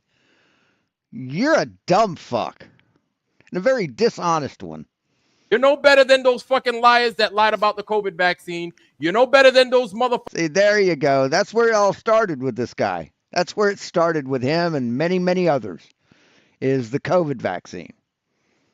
Too many idiots got into his head and convinced him that the medical community, the government, everybody's lying to him but him. He was the only one that wasn't lying. And this motherfucker and this motherfucker and all these motherfuckers fucking fell for it. So fucking sad. Fuckers in the goddamn White House hiding that Epstein shit. You're no fucking better. How are you any different? That's what I want to know. How does it... Who are you yelling at, man? Who the fuck are you yelling at? Is there anybody else in the room with you? It make you any different just because you don't get paid like them? You're still pushing the same much. You guys fail at every turn to look for the truth. And there again, Craig on live TV, live internet, right there, he had an opportunity to say, well, I saw the curve or I didn't see the curve, but everything else. Then I'd be like, you know what? I could fuck with you, man. I'll listen. But because Craig, the first thing out of Bro Sanchez's mouth was, bro, a periscope, everything else. And you bid on a goddamn submarine, man. Come on, bro. Shame on you, man. And for whatever qualification you got them fish, you need to give them shits back. So fucking a proven fucking pathological liar is shaming Craig for telling the truth. Man, you failed. You need to give them shits back. Just because just for the lies alone, you need to fucking turn them fucking things in. For the lies alone. Anyway, I'm gonna... Who, Ironwork? Did he leave the military because he refused to get the jab? Is that it? Let that shit ride, man. Let's go back to the goddamn show. My bad, y'all. Fucking coward. Un-American fucking coward. Real My quick, bad. just for a Go point ahead, of D-Man. reference. Yeah. Just for a point of reference here, the only real computer system that any of those ships in World War II had, the New York had a mechanical computer that was they were able to use it to figure out distances, an angle to distance. That's it. Well, they barely Man, had I find it vacuum fascinating that they got any of that to work, like the way they did, and as effective as they did. You know, like I think we Mechanical take for granted calculator. a lot of times. Yeah, like, but I mean, because everything is so automated for us these days, everything, right? I think we could take for granted when these guys Jesus shot. Utilized fucking mechanical Christ. clockwork computers to calculate gun angles based on range, target speed, and environmental factors. The Germans used a tool called an UJAG that they used in the U-boats that they could do the same thing. And all it was a piece of paper that had a bunch of circles in it that they could figure out the angle on how fast it was moving, and they could literally time it with a stopwatch and then figure out the angle by using that tool. And it's just a little plastic, paper disc. Oh wow, Yeah, wow, pretty wild. See, so we have something similar on surface ships. We use mo boards, right? Mo boards or maneuvering boards when we come to calculating how we're going to launch things, right? We use maneuvering boards. We use maneuvering boards with the direction that the boat is going. It's kind of similar to that. Yeah. Hold on. These guys can't click the link. Hold on, y'all. I apologize. Oh yeah, those are just technical manuals that give you the basics of how they work. The second one is from 1917. That's an interesting one. The first one is more modern, of course. World War Okay, II. 1917. We were in World War One. Yep. Yeah, they had hit subs even back then. Yep. We sure did. I just sent that one more time, y'all. I sent that in the regular chat. Go ahead and click on it. Let's go back to Bro Sanchez, y'all. I'm sorry, man. I'm over here mad than a mug, boy. Let me continue. I'll be right back, but let's let these guys roll. The truth about the pendulum is that the 15 degrees per hour is equating for how much time that the sun spends in each time zone. There are 24 time zones on an AE map. So if you take a flat earth map, cut it like a pie, you get 24 slices. That's our 24 time zones. The sun is spending 1 hour in each of those time zones every day as it do a complete 360-degree circle, not a 365-degree circle. The sun is not doing a 365-degree circle, right? The sun is doing a perfect 360-degree circle, and it's spending 1 hour in each of the 24 time zones, giving us 24 hours. Each of those 24 time zones represent 15 degrees of arch that the sun is doing in a circle. Now, of arch? What is 15 times 24? 360 degrees. Simple math. Simple perfection. It's based upon sexagesimal math. It's based. Yes, you are probably going to hear the word axe said many, many times. Upon 60 seconds being in a minute, 60 minutes being in an hour. All of this is divisible by 360, right? If you were to try to incorporate the globe's model. Yes, that's because the Earth is a globe and it's divided off in degrees of a circle. Based upon orbital mechanics, not reality, you would have. Based on orbital mechanics. 365 days, and you would now need leap year. So. Right, we have leap year. See, if it's not 365 days, it's a little longer than 365, and those minutes add up to an entire day. So, Jesus. So why would your God require a leap day? Why wouldn't your God just make it go in a circle constantly, instead of having to make up for that time that God obviously forgot about? The thing about how the sky work, It's funny how the Bible doesn't say anything about a leap day. Even want to bring up really the final experiment because I didn't participate in the experiment. Maybe if Duffy go again, I'll go next time. But I can only debate from my own experiments, what I do have, right? So that's what I'm gonna do today. I'm not gonna use anyone else's work for my research here today. It's all me. One thing I like to point out, you know, bringing up your degrees don't mean you've questioned the stuff you've been taught, right? Degrees and titles don't grant immunity from being wrong. They represent training, not infallibility. Science was never meant to be a priesthood where credentials replace evidence. Its entire strength comes from skepticism, challenge, and the willingness to be questioned. When expertise is treated as unquestionable authority, science stops being a method and turns into dogma, which it has been for the past couple of years, hundreds of years, I would say. But what I'll say is this as well. For my intro here today, we have 3 topics on the table: the moon missions, rotation, and gravity. I'm going to make some very compelling arguments for all 3 of these based upon my own independent experience. I don't know what Craig gonna do.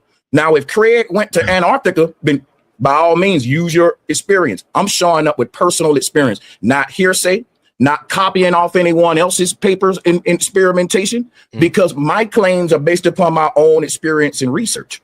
So honestly, if I were to consider the final experiment, I would have had to went and done that experiment myself. Quite frankly, I don't think it's legit. I saw a lot of red flags with the footage, and these guys dismiss it just by No, you didn't. You didn't see any red flags. You're a moron. acting like things can't be faked, or why would you fake it? That ain't science. Science is me being skeptical, questioning, looking for the flaws. Yes, this is on Vlad's. I can hear. I'll put the link in here. If it can be faked, I want to see, has it been faked? Everything must be scrutinized. And if the stuff wasn't fake, you wouldn't have a problem with people scrutinizing it. And there you go, people. There you go. Look at. No, we have no fucking problem with anybody scrutinizing anything. No problem at all, man. Craig face out there fooling the masses. Is All that you? is for you. Yeah, all that is for you. The masses trying to make people look stupid. I love that There guy. you go. Let's Bit of move. truth. There you go, Craig. Tell the truth. Don't sit here trying to fool the masses. Lies upon lies. And look at his face. Observational research and see who's just regurgitating stuff that they haven't challenged. Because which one of those is science and which one of those is indoctrination? I'm here today to question what I've been told. And if you find the flaws that I found, then you can understand why I'm saying the earth is stationary and flat. But you haven't found any flaws there, bro. You haven't found any because you're not smart enough to know what a flaw is. Nice and simple. But let's hear his. So all he did is say nuh-uh. All he did was say, you know, everything you said, nuh-uh. That's what his rebuttal was. Thing come back. Okay. Wait. So I got a quick question for y'all. This guy, the person at the bottom, is that like Pat? Who? Pat. Okay. Oh, from. So that's it. All right. That's what I wanted to know. I'm not trying to jump on nobody's case or nothing like that. I'm curious because I've never seen this person before. And this is what they tried to use on you, the masses. Pay attention, people. But yeah, Well I've said never by seen Brother this Sanchez. person. I've never seen this person at the bottom before. I know what I don't okay. So what it's not true, it's not live debates or modern day debates. That's what it's not that. So what is this? Is my question. They're in a boiler. That's what it's called, the boiler? I have no clue. That's what it just looks like. Oh, god damn it. Shit. All I right. have no- Okay. It's some kind of AI background green screen thing. Yeah. I want to find the video because it is. I bet this is what it's like. Hold on a second.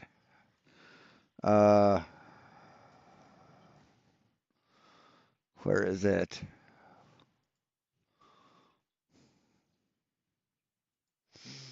Watching a movie with a veteran. I'll be right back.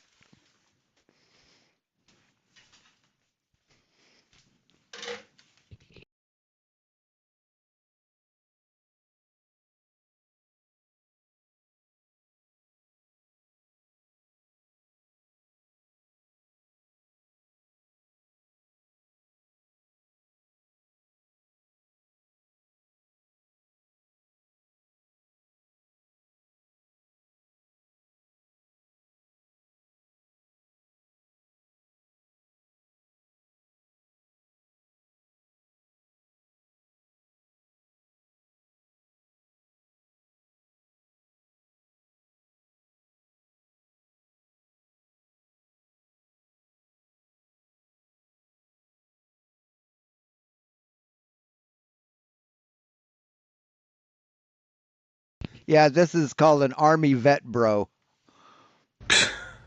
Oh my god, man. Fix that freaking beret. Looking like Chef Boyardee out here, am I right? Nope. Nope. Everyone knows silencers don't work like that. Still sounds like a regular gunshot, just a little bit quieter.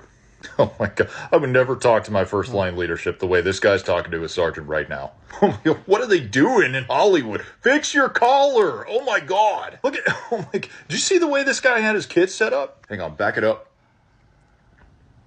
Oh shit, too far. Damn it, sorry. Hang on. Right there, look at that. His IFAC's on the wrong side. It's completely inefficient. Don't even get me started on this general officer's ribbon rack. Oh, really? Really? You're going to tell me this guy's been in the Army 25 plus years and only has one AAM? Not likely. Yeah, this Humvee scene is completely unrealistic. How do I know? Because the Humvee started when he turned the ignition. What a load of shit. Where are you guys going? You leaving? Thought we were enjoying the movie. Whatever. Yep. That's Vlad. Yeah. All right. Because I'm hearing the voice, and then I'm like, all right, okay. But shout out to the moderator, because I feel the moderator did an amazing job. Kudos hole is what it says behind them.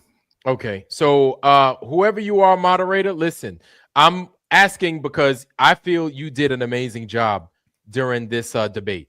I don't do something. This is how you would film it in black and white and grain, so you would hide the artifacts. Chroma key and compositing predate the Apollo missions. Green screen is not modern magic. It is a digital version of analog techniques that already existed during the moon missions. Before color TV, technicians keyed off brightness, contrast, and silhouette separation, and they were using blue screens before green screens. And it was because blue registered cleanly on black and white film. NASA didn't need modern CGI. They only needed control lighting, control camera angles, control sets, optical compositing, all of which existed. So let's talk about this. We just read something that said green screen, the technology to fake this stuff existed. We're going to look for some of the artifacts. Let's play one of these videos of the moon missions and let's observe the astronaut's body. I'm about to hit play right now, and the astronaut will be walking from right to left. Watch this. Full people. Look at the astronaut now. What we're looking at, let's do this in slow motion, because what we're going to show y'all is blue screen technology. One thing that's consistent when you're using this kind of technology is you tend to see through people. You tend to see through them. People become translucent. Let's look at it. This is the actual footage of the moon missions. And what I want to point out, we got to examine this very carefully. I'm going to go slow motion. We got to examine this very carefully. I want to point out that we will be able. Look, that looks so fake. That looks so fake. Oh, that looks fake. To see the astronaut's body, we will be able to see the flagpoles through the astronaut body. I don't understand how original television transmission works, so that's fake. Now, here's my mouse cursor. I want to ask the moderator, is the moderator able to see my mouse cursor moving? And then I'll continue. I am, yes. Thank you. So what my mouse cursor is showing a clear line, which is the flagpole here. And I want you to see the astronaut's body as they walk by the flagpoles. You see how you can still see the flagpole through the body, even through the back of the backpack here. This flagpole should be blocked by a huge backpack, but the back of the astronaut's body is having what I call a chroma key glitch. This is when you know someone is using green screen and you're able to see through them. The people at the time when this was aired, they didn't know about this technology, but we're in 2026 now, and we can point out some of the glitches we see in our digital reality. We're the TikTok generation, right? We're familiar with this. We just didn't think it was around during the time, but it is. So if you observe this, the astronaut only moves left from right. And that explains why the flag in the background isn't blowing in the wind. The flag isn't waving in the background because the background is a still. Because there's no wind, dipshit. It's the moon. Image. And whenever you're doing blue screen, green screen, and you have a stale background, you don't walk into the background. That's why the astronaut never walked into the shuttle. He never touched the flag. We can even see what shuttle? What shuttle?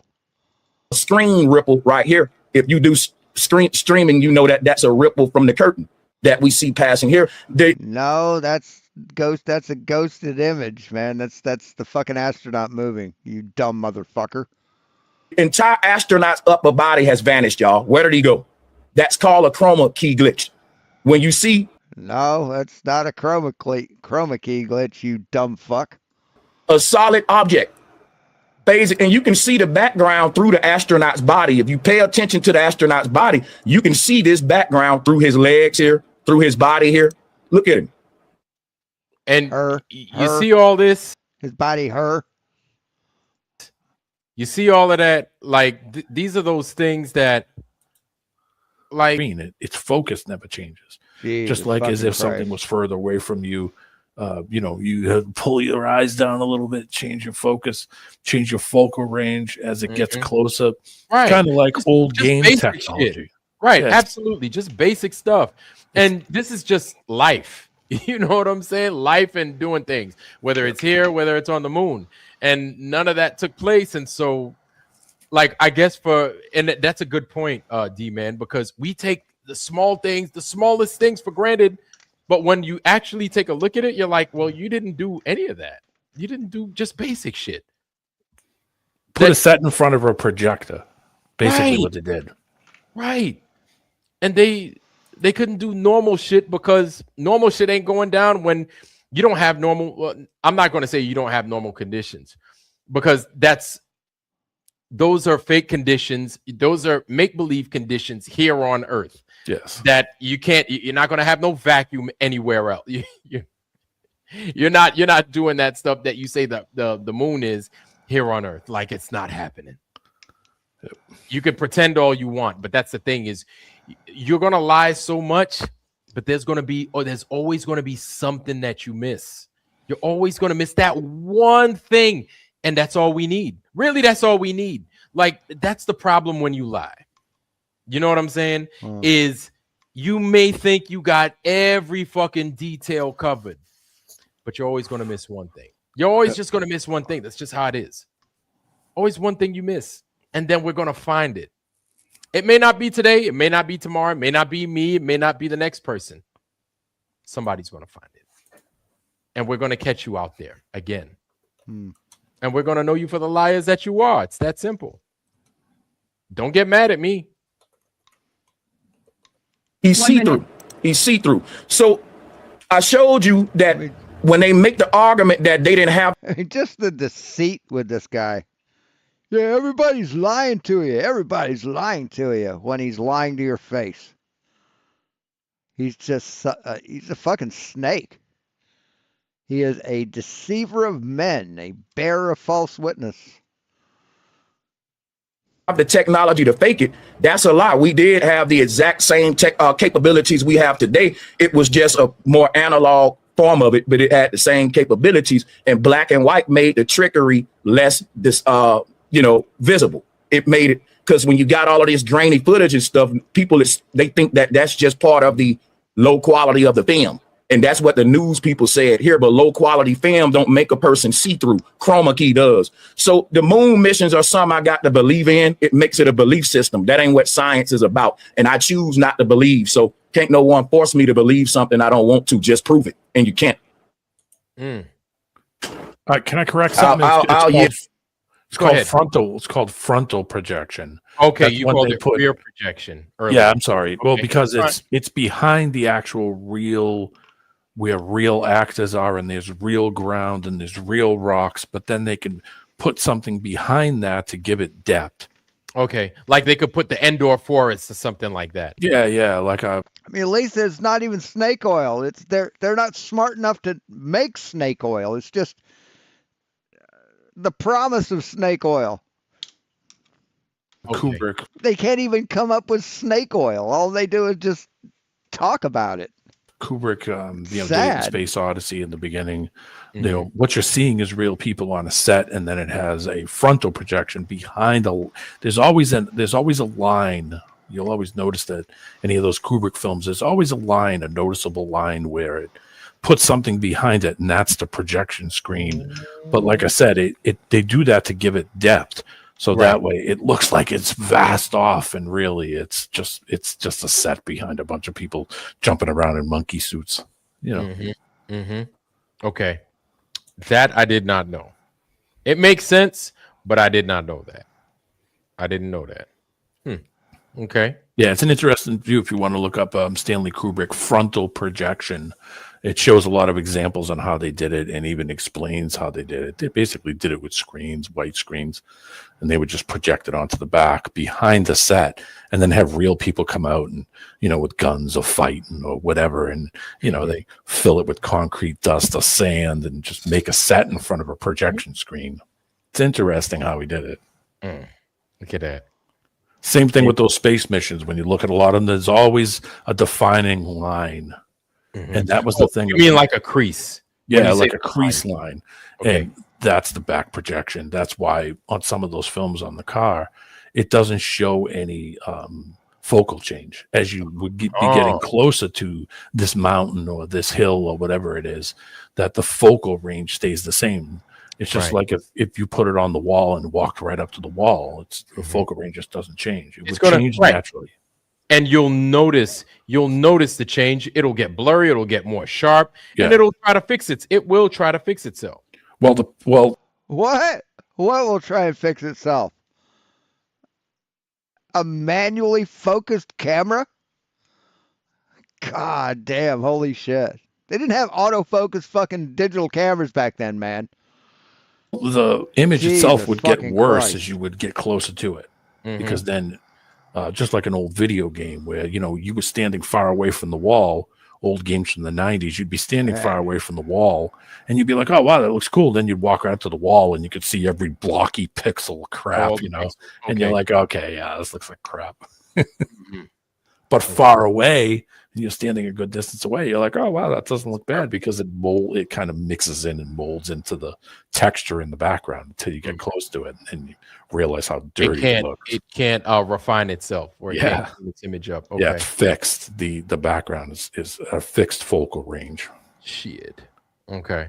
Let's continue here. God damn, they're dumb. Okay. And it's Craig's turn for his intro, and then we'll go into the rebuttals. So go ahead, Stop Craig. my screen share. Yes, and let me know when you're ready. Okay, so one sec. Do you want me to give you a minute warning? I can see the timer. It's fine. Okay. Right. Here is the problem. To fake Apollo, you don't just need a camera. You need to fake physics, engineering, orbital mechanics, telemetry, radio tracking, independent verification for over 50 years without anyone proving it was fake. Ever. That alone should make you suspicious of the conspiracy, not the landing. Let's start with the cameras, because a common claim is they filmed it at high speed and slowed it down. That sounds clever until you understand 1960s technology. In 1969, there was no digital storage, no solid state drives, no terabyte servers. Video was stored on magnetic tapes. NASA transmitted live video from the moon. It wasn't stored and edited, it was broadcast. To fake slow motion by overcranking, you need massive amounts of extra film, massive storage, and massive processing capabilities. That technology did not exist in the 1960s and 70s. And even if it did, where's the missing footage? Where are the extra reels? Well, they don't exist either. Let's talk about... Okay. Okay, they don't exist. Why don't they exist? Does anybody want to talk about that? Because they didn't film it and they didn't film it at a different rate. Like, wow. You know what I'm saying? They just lost them. They're just gone. We don't know where they went. They don't ended exist. up. But, okay, stop. Okay, they don't exist. First of all, how do you know all that stuff you just said? And why don't they exist? And see? Because NASA said so. They don't. We've lost them. We don't know where they are. I mean, we could have just written over them. It's the most important video ever made. In mankind, it's the most important video ever. We filmed. But now it's just we don't need that. We don't need any of that footage. No. Mm-mm. You know, the Russians might steal it, or nah, they don't need that, man. We ain't going back. We filmed a Christy McNichol special over it. It was an accident. Jesus Christ, these people are dumb as fuck. Yeah, right. We put WrestleMania on it. Yeah. Wow. Man, it just happens. Do you know America, anytime we go someplace, we're like, all right, we put a flag there, we're coming back.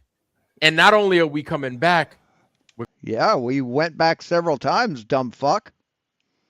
We went back several times. What are you talking about? You fucking lying sack of shit. We're going to put a base there.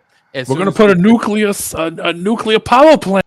No, nobody has talked about putting a base on the moon, dumb fuck. Why would anybody put a base on the moon? Jesus fucking Christ. Mr. Vet Bro here thinks that they would have put a base on the moon if they went there. Plant on We're going to put a plant there. We're going to put a base there. We're going to get some people there. We're going to put outside of the base, we're going to put a Chinese food store. We're going to put a church. We're going to put a thrift shop. We're going to put a thrift mall. We're going to put a tattoo shop. We're going to put a shake joint. A bunch of fucking McDonald's and everything else. And we're going to put a pawn shop out there too.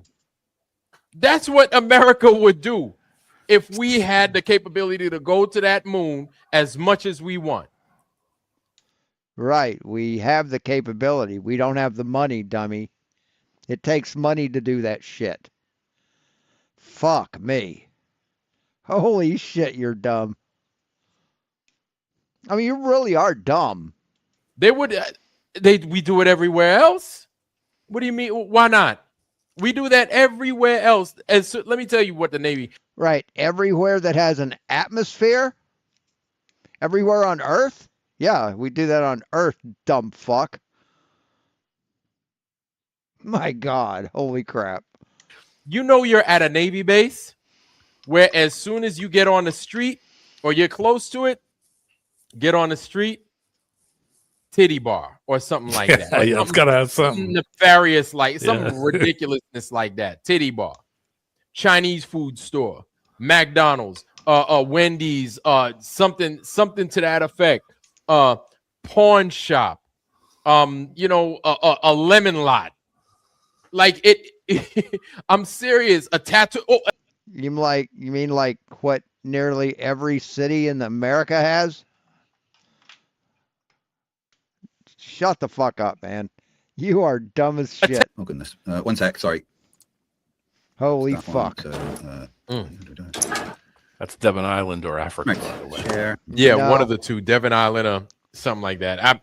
It says Ireland, and yeah, that's Ireland. Some dishonest piece of shit flat earther did this, colored it red, and put a superimposed this thing into it. That's what a flat earther did. Lied their ass off and did this. So gullible pieces of shit like you would believe it. Then it's showing the buggy, the rover. And guess what? They're laughing at you. Whoever made this is laughing their ass off at you because you believed it. Something like that, out on quote unquote Mars. But it's the same thing. Like, look, man. Anyway, let's just let this thing go. I can go into detail, but let's just let it go. Right. So if we go to, sorry, I had this all prepared and I've moved all the stuff around. Right. So, my favorite bit is the moon buggy, especially during what the astronauts jokingly called the Grand Prix. You can see dust coming off of the wheels of the moon buggy, and it follows parabolic arcs. These bits here, no spray, no mist, no lingering clouds. Why is that? Well, because there is no atmosphere. On Earth, dust spreads and slows. That's what pissed me off about. See, now I'm stopping it. That's what pissed me off about The Martian. Is that never would have happened. That movie never would have happened.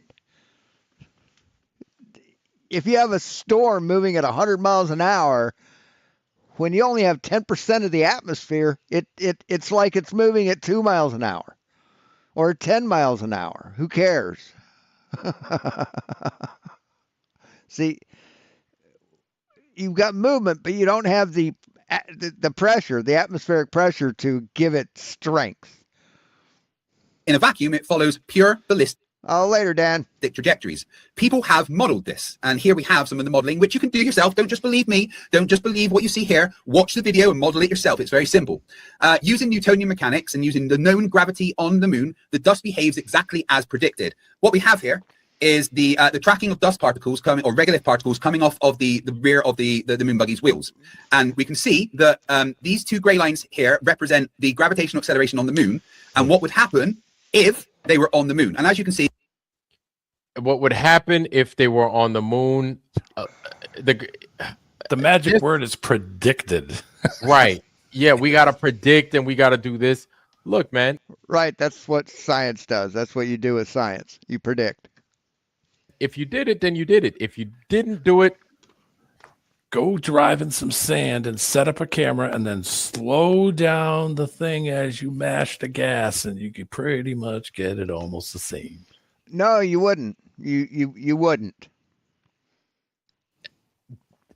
That's what I'm saying. Either you did it or you didn't do it. Like, there's no reason to predict anything. You just do it. That's it. Or we did it again. And you don't have to explain anything because it's already been done like a zillion times over.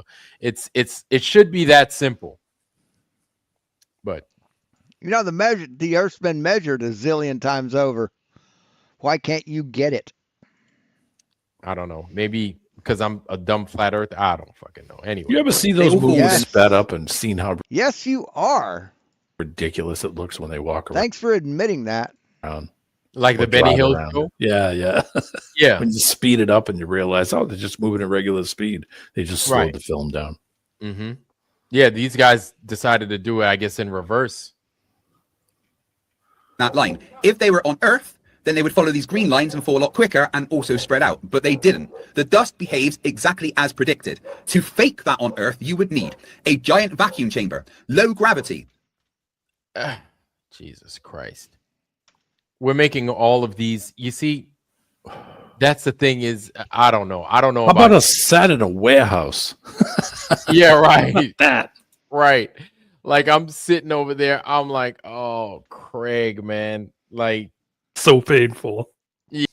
Like, you're surprised, but then if you'd let Craig finish, he would explain why doing it in a warehouse and then just slowing it down doesn't work. How it doesn't match reality. You're not surprised.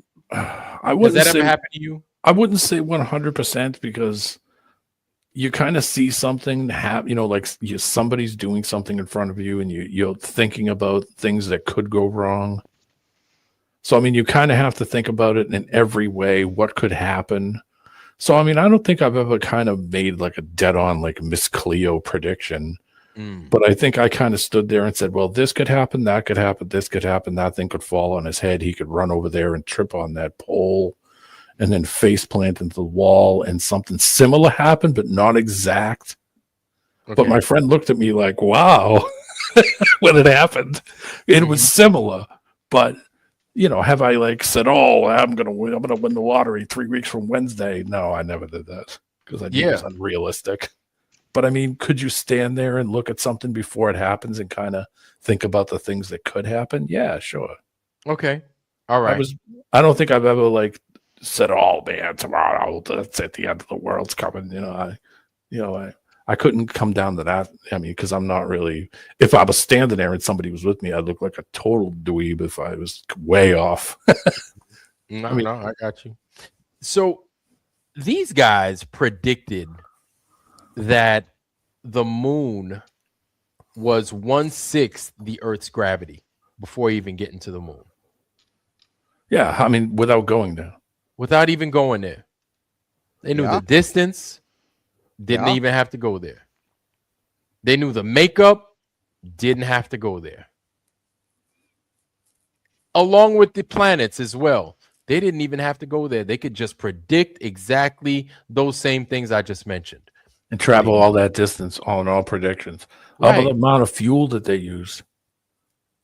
How did they know the distance and then be able to predict the amount of fuel to get there and back? And they didn't know the force. Because they're vastly smarter than you, dumb fuck. It's not just getting there, they needed to come back to. Yeah. And they just had it like that. They just knew. Or they just did it all in a warehouse. Right. And so, like, this is, and Globers, listen, man, like, I really want y'all to take this into account. And it's not me talking shit. It's just me being real. Like, this is your story. It's not our story. So, like, no, it's your story too. You're a human on this fucking earth. I remember when being a flat earther, it was like we got laughed at. But now that we... And for very good reason. You should be laughed at all the time. And you should feel bad about it. We're dissecting what's true from what's false. We're like, that's not our story. And thank God it's not our story. Do you think it's a visual cues, though? I mean, from back in that era where people were more trusting of the TV naturally. And if the TV come on TV, you were like, oh, well, obviously they're talking about it on TV. Like it lends some credibility to it. D-Man, that still happens to this day. People need to hear the truth from CNN, MSNBC, and all those other fucking... Here's the... I finished modifying the X carriage to fit my laser module.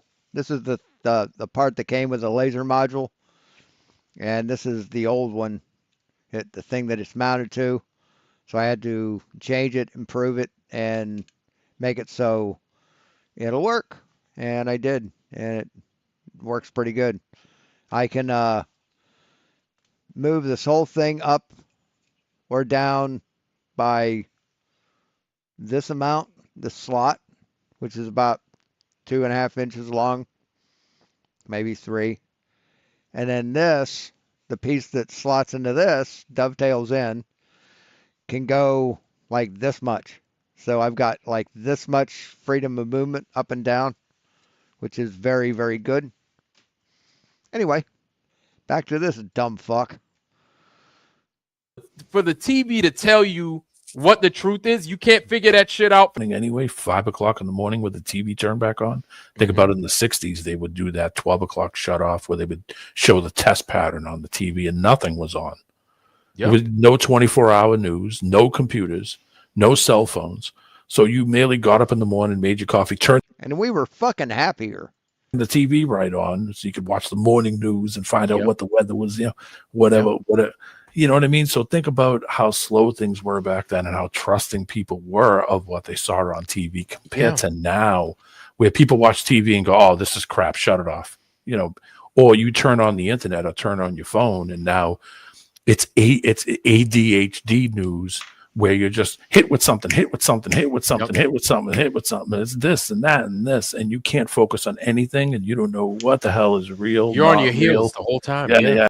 Oh, I heard something very interesting from Greg Bovino. A reporter asked him about the 5-year-old that he put into that he took into custody and detained, and he said you're going to have to be more specific. How many 5-year-olds have they detained? That begs that question. If you have to be more specific, with a 5-year-old being held in detainment, and you don't know which one they want to know about? You're questioning everything all the time for a short period of time until the next thing comes up and you question that. They call that dissonance, something dissonance. Something dissonance where you're just basically overwhelmed with information, bits of information just coming at you fast, and you're just like cognitive dissonance. No, that's not what cognitive dissonance is. You know what I'm saying? And then maybe one thing you'll get, and you'll be like, oh, okay, Kobe Bryant just died in a helicopter crash. Meanwhile, at the same time, Russia's shitting on everybody, and the U.S. fucking bombed Venezuela, just, did all kinds of crazy shit. But you're like, Kobe Bryant. Yeah. Kobe Bryant, that's what I got. I got some. You're associating something that didn't happen at all with a good emotion and a good feeling. Yeah. Right? And it was the summertime. It was what, the 20th of July or something like that? Right? Summertime, hot dogs is out, people, warm and everything, all good feelings, good emotions. And then, that happens. The moon landings happen. You're like, yeah, and I remember the music and this and that. So you don't want to let go of those good feelings and the music, endorphins and everything else. But then you turn around and it's whatever, man. That cognitive dissonance. There we go. Thank you. You turn around and imagine your first time getting trim. It turns out that you were being lied to while you're getting some the first time, or the first time that you kiss a girl or you squeeze her behind, and you're being lied to at the same time by the government. Don't nobody want to think about that shit. Yeah. But it's, what the fuck are you talking about? The government's lying to you while you're having sex? What the fuck? He's just talking for the sake of talking. Just loves to hear his own voice, so he just say anything, any words. It's a feeling of yours that you're like, I gotta hold on to that. I want to hold on to it with every ounce of everything I got. I can't let that go. It's such a good and precious feeling. But then if it turns out, they lied to you about it. You know how that would fucking make a motherfucker feel? Like, people don't realize the amount of emotion. What kind of motherfucker? And feeling that comes from, or that people have associated themselves with the television, right? Hey guys, stay tuned. How many times, even in your everyday speech, the things that we say comes from the shit that comes out the TV? Oh, I'll buy that for $1. Yeah. Man, Lego my ego. The quips. I'll buy that for $1 is not on television. That was a catchphrase off The Running Man. Everything, our day to day is based off of fucking, you know what I'm saying? What we seen on the TV. Mentos commercial feeling. Man, that's a Kodak moment. You know what I'm saying? Everything comes from that goddamn TV. So if you start associating bullshit and lies with that same shit that we get from the goddamn tube, and then you incorporate that with what took place at a certain time in your life, you're not going to fucking take too kindly to that.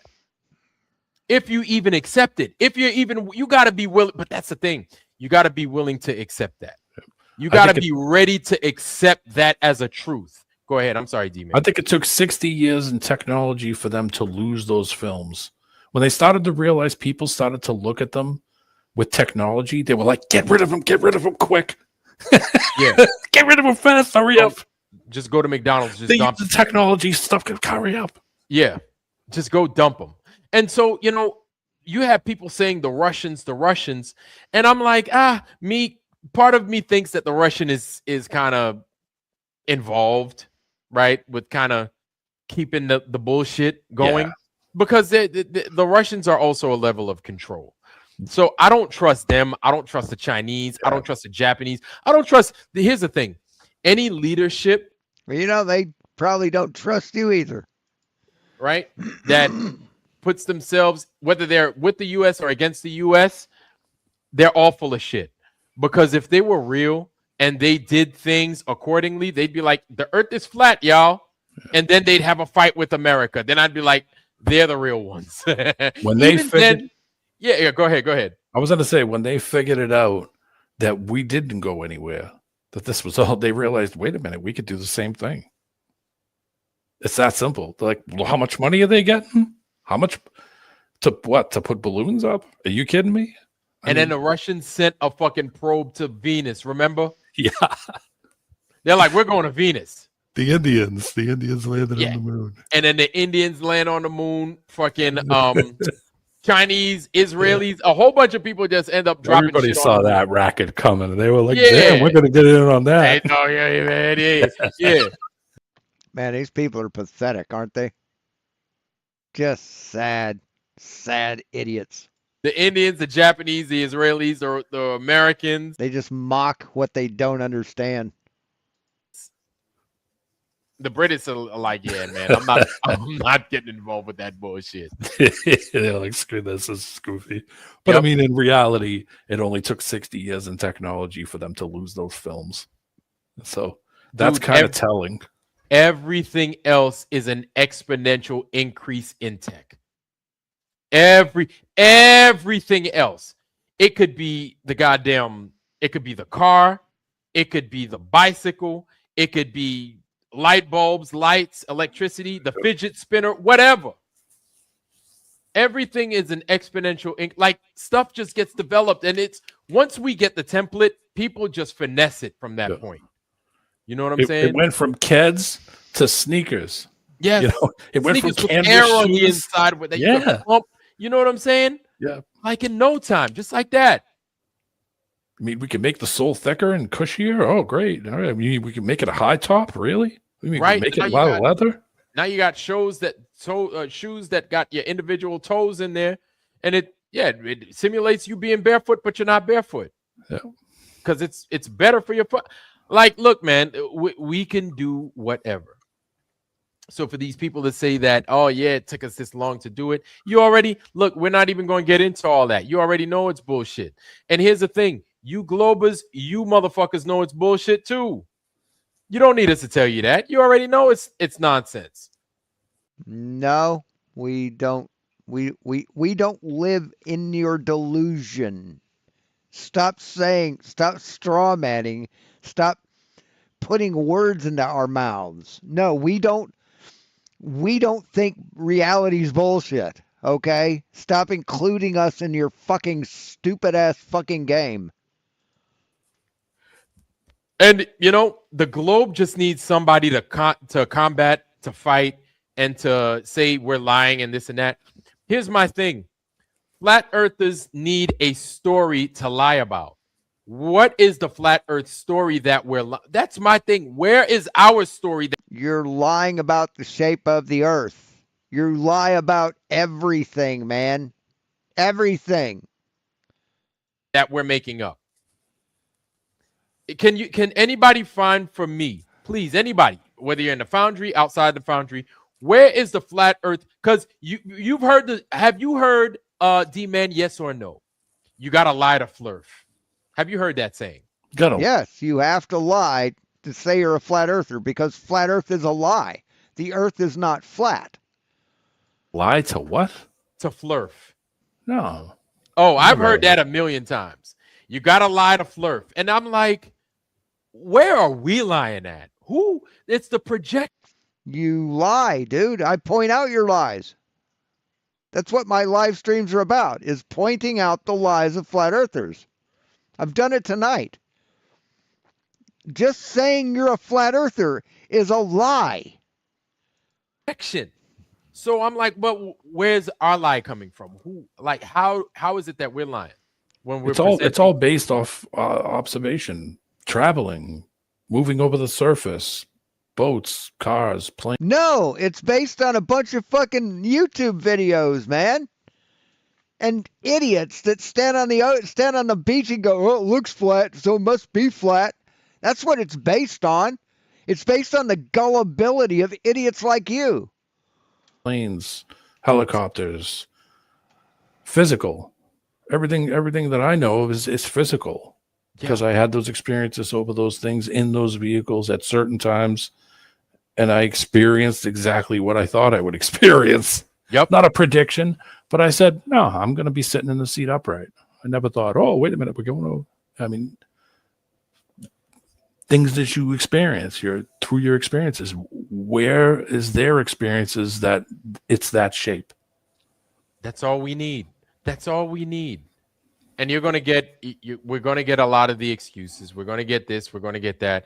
But really, guys, like all we need is how it's a ball, like truly.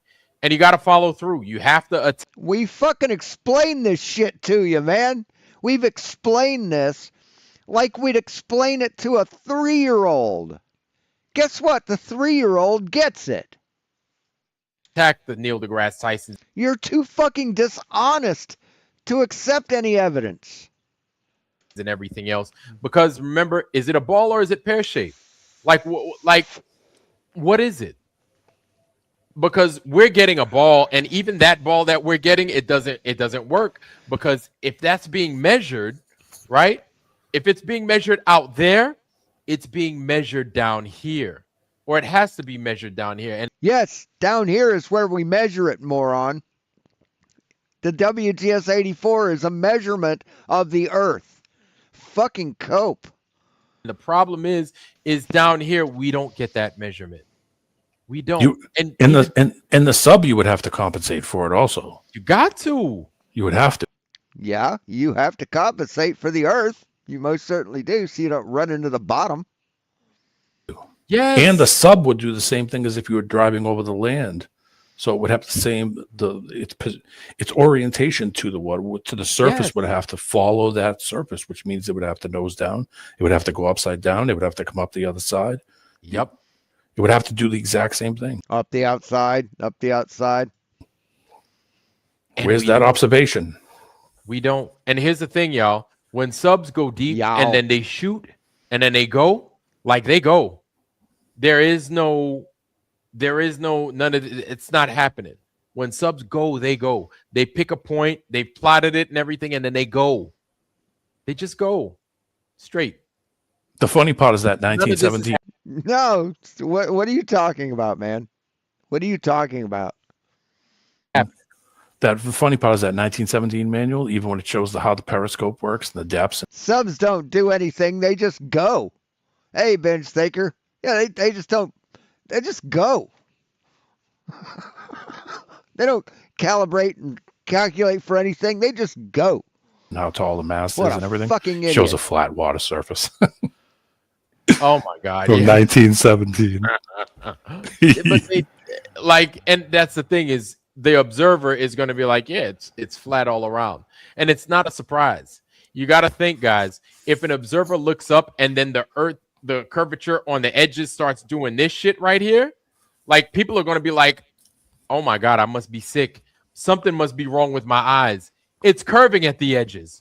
Where the hell am I? Something's wrong with me. Or is there something wrong with this camera? Nobody observes. And then compared to where it hits the ground down there, like I like that. Thank you. Can you give me curvature? God, this guy's a dumb fuck. Can you just give me curvature, man? You got that degree. It's all fancy and shit. You got all these people that you teach. They look up to you. Just give me curvature. That's all I'm asking for. We have, asshole. We have. We ain't got to. Give us flat, motherfucker. Give us measurements of your flat Earth. They did a 3-hour, almost 3 hour. Well, I don't have the burden of proof, fam. About 2.5 hours debate. It's like we ain't even got to do all that, man. Just give me curvature. I did a quick search too and found you can buy a Foucault pendulum.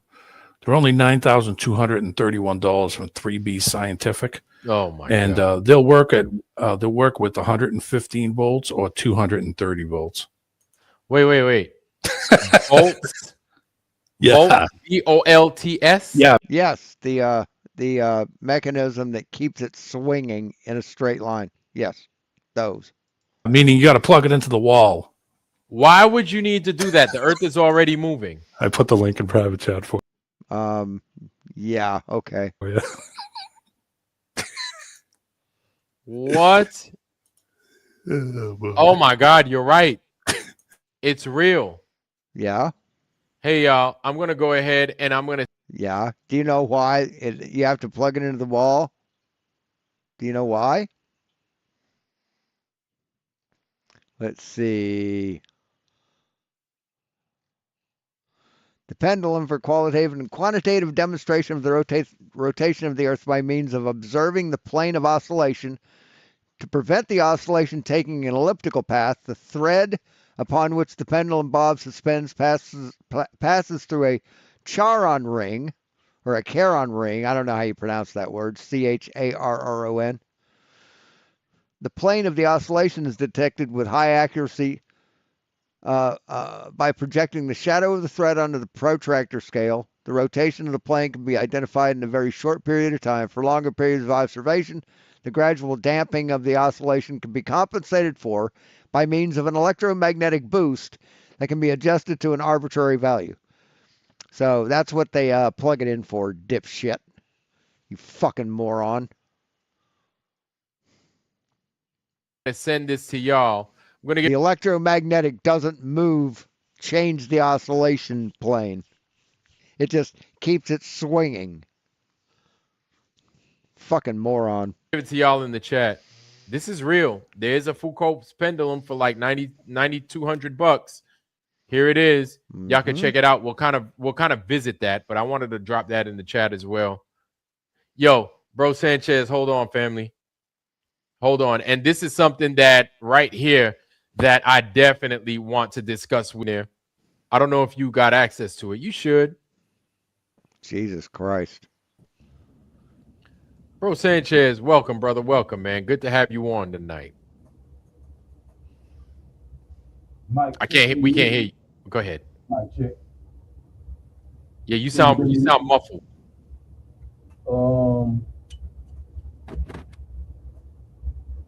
You sound muffled. Mic check. All right, you sound better. There we go. Good. I had the wrong mic. There we go. All right. Yeah, I'm here for it, man. I can't believe that. Is this the cheapest Foucault pendulum? Man, that's the first one.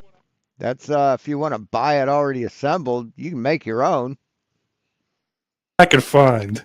Shit, $9,000. I'm like, God, oh man, shit. Why would it require so many bolts? Well, why? You know, because different countries have different voltages. Fuck, you're dumb. Listen, your question is right there on top of mine, because I'm like, why volts? Because he said, like, how many volts? D-Man. It'll work. It'll work with 230 or standard American 115. Yeah, 115, 120. Okay, so yeah, so it could work in either Europe or the U.S. Yeah. But what I don't understand is, what do you need the Earth moving already? Right. Volts for? And so it's you, like you guys were talking. See, he doesn't know how it works. But now he's going to say, well, he's going to explain why it doesn't make any sense, even though he doesn't know what the fuck he's talking about. On that, right? And I was like, he thinks that you have to plug it in to show the Earth moving. That's what he thinks. And that's what he's going to base his next hour and a half on. But wait a minute, the Earth is moving. Ain't no air inside the room or nothing. And I right. think you were talking to him about that, but he was just like, oh no. Like I was getting confused by Craig. Like, Craig, why do you have to move it if the Earth is already moving? Ain't no air in the room already. And it's a free swing. Like, go ahead, man. Tell me about it. I found out some debating, Craig, that I should have been found out as a flat earther, but it didn't quite. Should have been found out? What the fuck, dude? Stick out to me to this last debate is that they have a monopoly on this concept where you can test it, you can prove it, you need the right equipment, and we just ain't got the equipment. Well, get the equipment, man. Get the fucking equipment. Test it yourself. It's pretty simple. It's kind of like with the James Webb telescope, right? We know this stuff out there. We see it. Well, all these people with cars got cars and they get to drive everywhere. Well, get a fucking car, man. Stop whining like a little bitch. Man up. Do some fucking science, asshole. We got telescopes out there. You don't have the telescope, so you either take our word or you just, Or you get a fucking telescope. Right? You fucking moron. I'm saying, a science denier. And it's a matter of y'all don't have the money to do the He is the true definition of ghetto ratchet. research. It ain't really that we can't verify what y'all saying, because look at the cost of this doggone Foucault pendulum, man. Imagine a college student, a high school student want to reduplicate this. That's then he would talk to his professor and he'd say, I'd like to do the Foucault pendulum. Where can we do that at? And his professor would probably say, well, we can build one, probably for less than $9,000 fucking dollars. See, that's just, this is not for people to buy, dipshit. This is free universities and shit. You're an idiot. ridiculous, man. Exactly. Well, hey, They gentlemen, did it I with just your came tax up- money. I came up. Me and D-Man did 4 or 5 shows on full call. Here, check this out. Check this out. And see, I know this is true. I know this is true. This I showed before. Watching movies with a veteran. Oh my God, man. Fix that freaking beret. Yeah, you know how I know this is true? Because I do that when I'm watching a movie alone.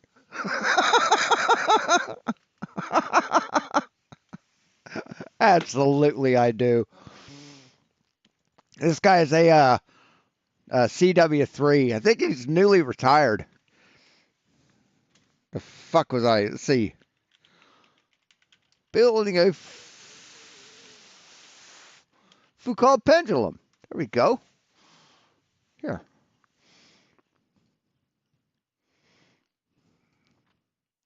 There you go.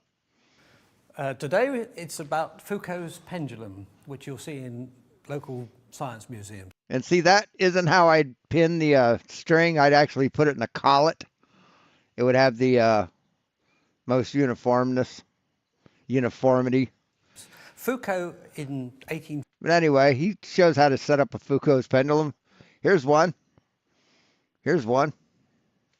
See? All you need is a way to hang a fucking string. You just need a place to hang a string and a fucking weight. That's all a Foucault pendulum is, man. If you're dumb enough to spend $9,000 for it, you deserve to spend $9,000 for it. This almost looks like COSI. But yeah, you can build one yourself, man. But to do it right, yeah, you need some precision shit. But if you know how to weld, you could basically get 2 stainless steel mixing bowls, the same size. You get those at the dollar store. Cut a hole in the bottom and the top, weld the seam, grind it smooth, polish it, then fill it with concrete, and you'd have the same thing. This is about 18 inches in diameter, pretty big.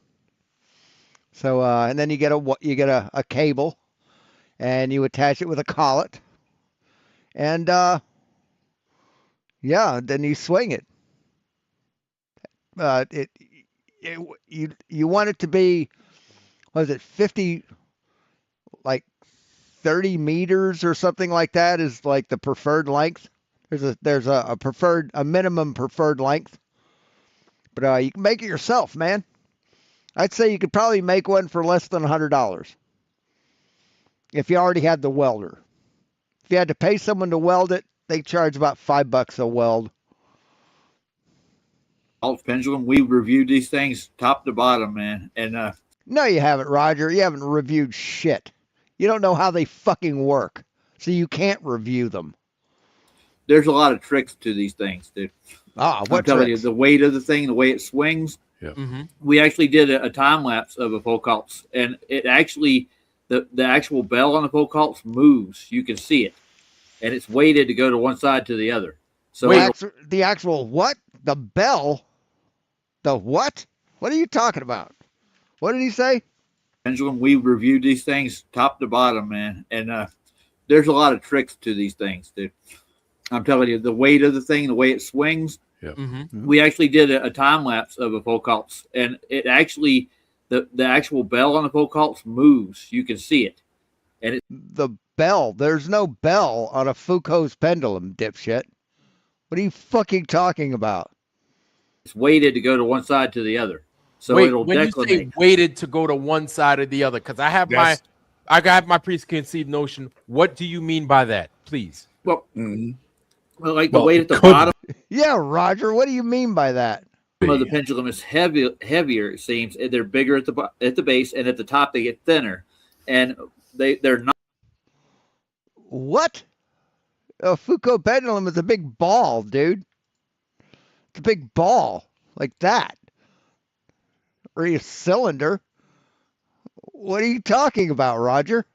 Oh, here's the $9,000 one. This is the Foucault. There you go. Pendulum apparatus. It replicates Foucault's experiment in Paris in the 19th century, where he... See, what it does is, I'll show you. I'll show you how it works, man. So you have a, see, can we do an oval? Can we do an oval? An ellipse? An ellipse. There we go.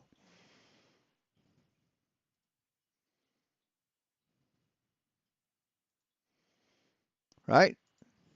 Here's a circle. It's a ring, right? It's a magnetic ring, or it's an electromagnet. And it's in a circle, which means that when you turn it on, the center of the magnetic field is going to be in the center of the circle, right? It's going to be the center right here. So if you have something that's over here and you hit it, it's going to move it toward the center. It's going to want to move it toward the center, not away, not deflect it left and right. It's going to want to just keep it moving. It's just like touching it with your finger. See, and the ball is so heavy, even if it did move it a little to the right, it won't deflect it to the right. It just wants to keep it moving in its trajectory because of the conservation of momentum. So what they do is they have a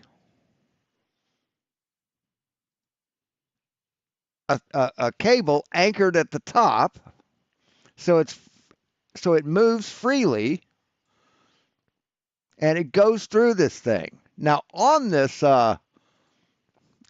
cable is, I don't know if they have something attached, or if it just uses the metal of the cable, but they would have something attached to the cable, which also trips an optical sensor, which powers the magnet on for just a second, just a fraction of a second, just enough to give it enough momentum to keep it swinging, to counteract the dampening effect of gravity and friction. That's how they work. The magnet doesn't move the thing around.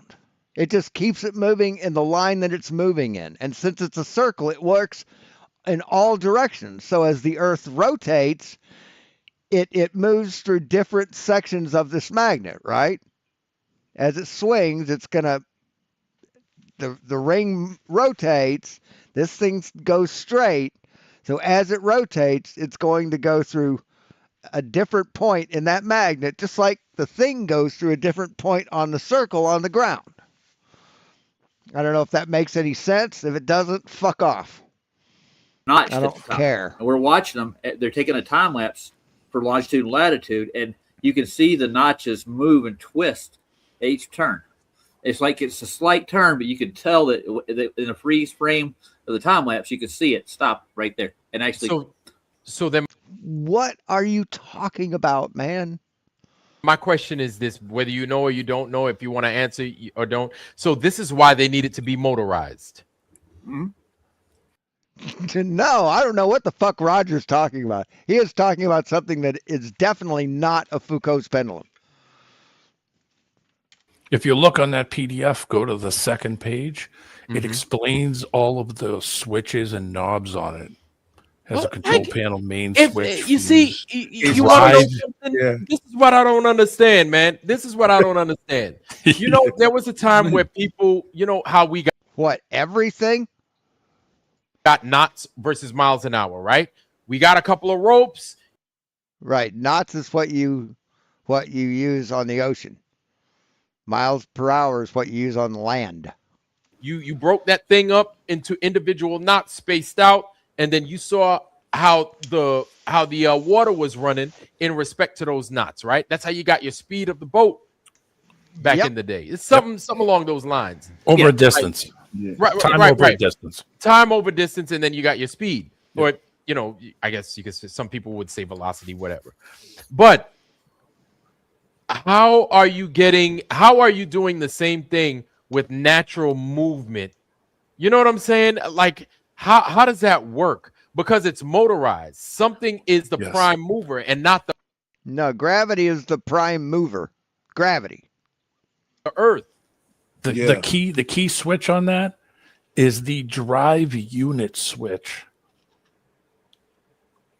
If it was naturally doing it, why would you need a drive unit? Exactly. What needs that's what I'm saying. You know what? It seems like it's the drive unit is that circle of wire, that coil of wire. That's the drive unit. This guy might even explain it. It was checking the effect of the long-term oscillation of a pendulum and finding that it rotated, the plane of the oscillation rotated, related to the rotation of the Earth. His pendulum was 28 feet long. This pendulum is a little over 1 meter long. It consists of a big heavy bob on a very fine wire, 0.3 millimeters in diameter. Damn. And there's a device. Damn, 0.3 millimeters. That's thin. Here, which centers the pendulum's suspension, and also every half oscillation makes contact with the edge of a little ring, so that energizes an electromagnet underneath here to give the pendulum a little kick to maintain the oscillation, so that the amplitude does not decrease over time. Yep. Here at the latitude of Chicago, it takes about 36 hours for the pendulum's plane of oscillation to make a full rotation. So this is a long-term experiment or a display item. As a display item, you can illuminate the inside of the case. That's the size wire that thing's hanging from. This is 0.2, so it's just a little bigger than this. A little bit about the construction. The main items here are suspended inside a steel case. There are glass windows on all four sides with a door up the front for access, because drafts make a significant difference to the measurements, and this eliminates drafts sufficiently.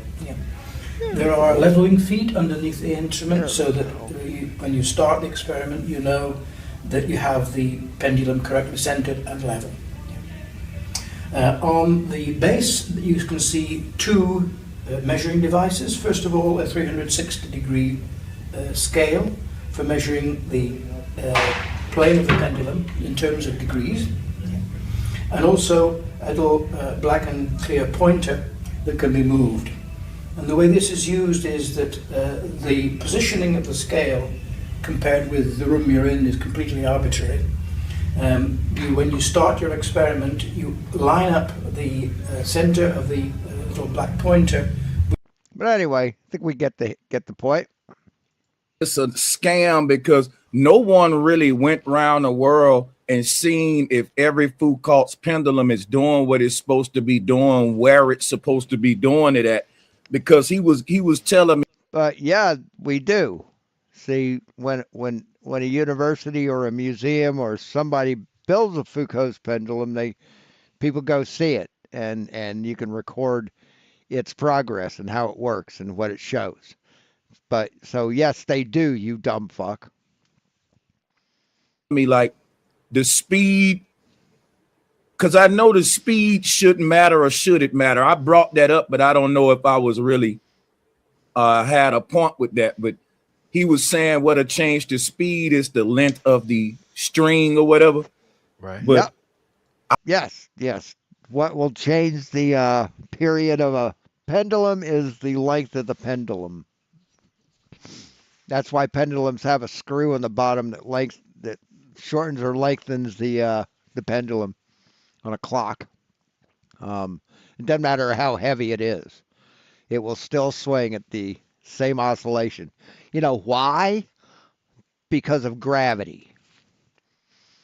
See, a pendulum that has a more dense bob or weight, according to relative density disequilibrium, it would give a different time. It would have a different period than one with a lighter weight or a heavier weight than it. See, that's why your relative density disequilibrium fails. I was like, if the speeds aren't consistent, is that something? I'm pretty sure that every pendulum around the world would swing at a different angle, and they should. No, they'll all swing at a 180-degree angle. They swing this way, and depending on your latitude, it will process it at a different length, a different rate. Yeah, it does that. It only processes at 15 degrees per hour at the poles. Anywhere off that, it processes less. But to me, that's their way of it's getting out of this inconsistency. Yeah, I remember that, Cygnus. Yeah, he never did. He never went and saw a real one. But yeah, he found one that was just like showing kids what it looks like. It wasn't showing kids that it actually works and it's a working model. I mean, it was what, 3 foot long, and it was held up with a fucking C clamp, some shit like that. Yeah, he was a clown with them, because I don't think that if we looked at every pendulum around the world. Yeah, they paid him. I can't remember who it was, but they paid him he paid him for his 2 kids to do something, and then he said, "Well, I got a 3rd kid, so I'm going to do that. Now you owe me for 3 kids." He's a fucking clown. He was just a fucking leech. That it's swinging the exact way it's supposed to swing according to where it's at on the globe, and they haven't verified it, to my understanding. Sanchez, listen. Yes, that we is have. a good point, because yes, we have, Sanchez. Yes, we have. Every Foucault pendulum that's operational is a testament to that. You're a liar, Sanchez. If your pendulum yeah, it was Mr. Sensible is out of sync with time on a grandfather clock. What? Yeah, out of sync with time on a how can a pendulum be out of sync with time? How? It's gonna shut itself off. No, it won't. What are you fucking talking about? If a grandfather...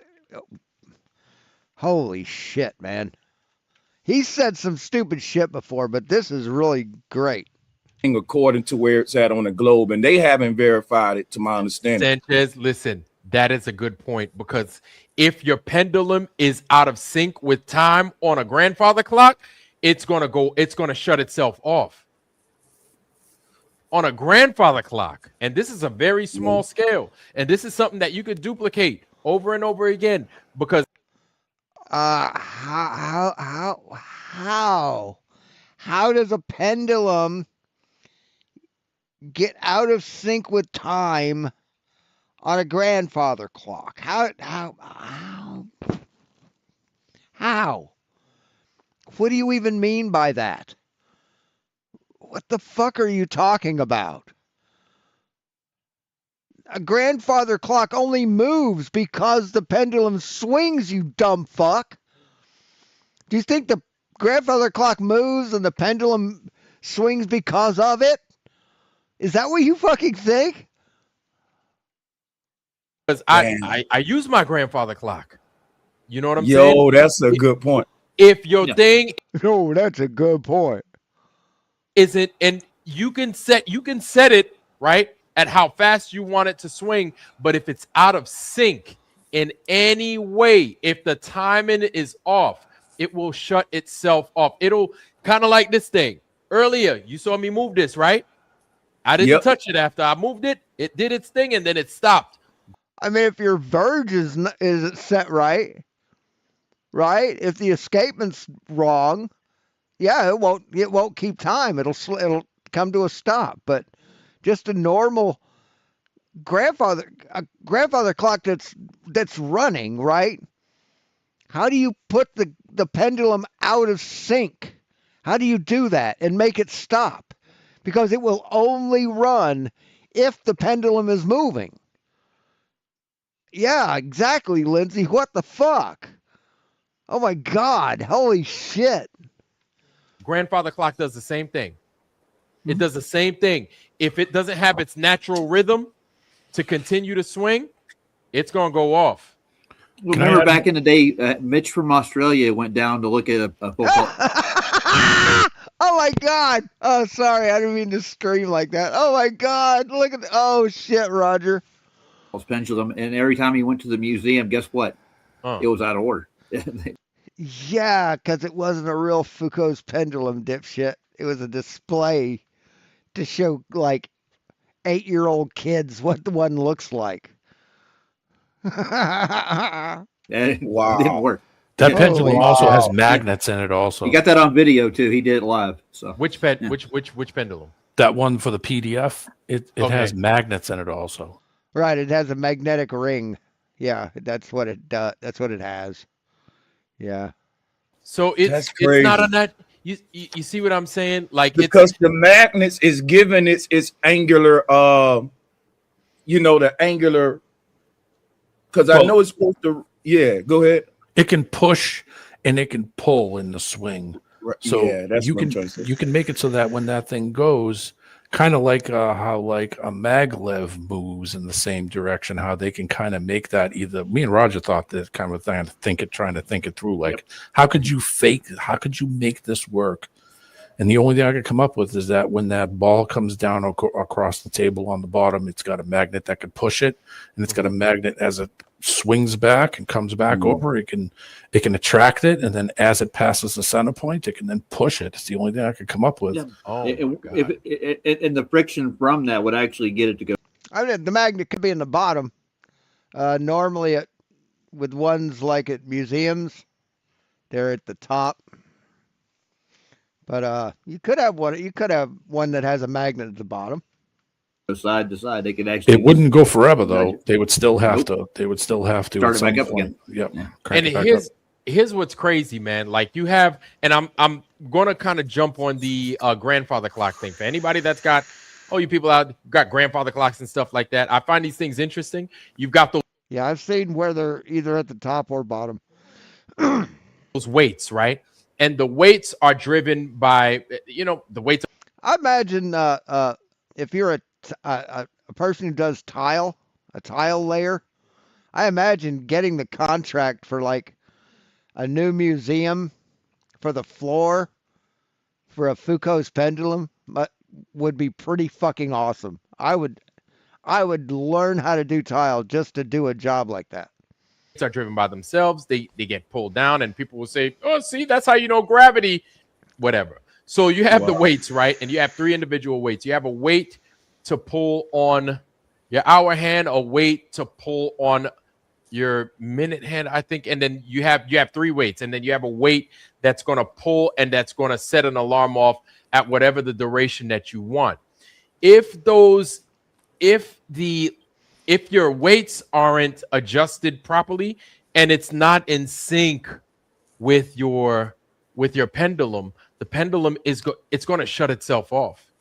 No, that's not how clocks work, man. That's not how clocks work.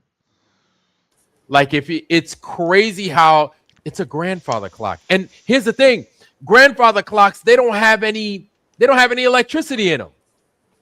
They have zero electricity. Wow. They don't have so none. how are they going with their perpetual motion? I don't know. They aren't. They aren't. Oh my God. What? Did you hear where he just talked about weights?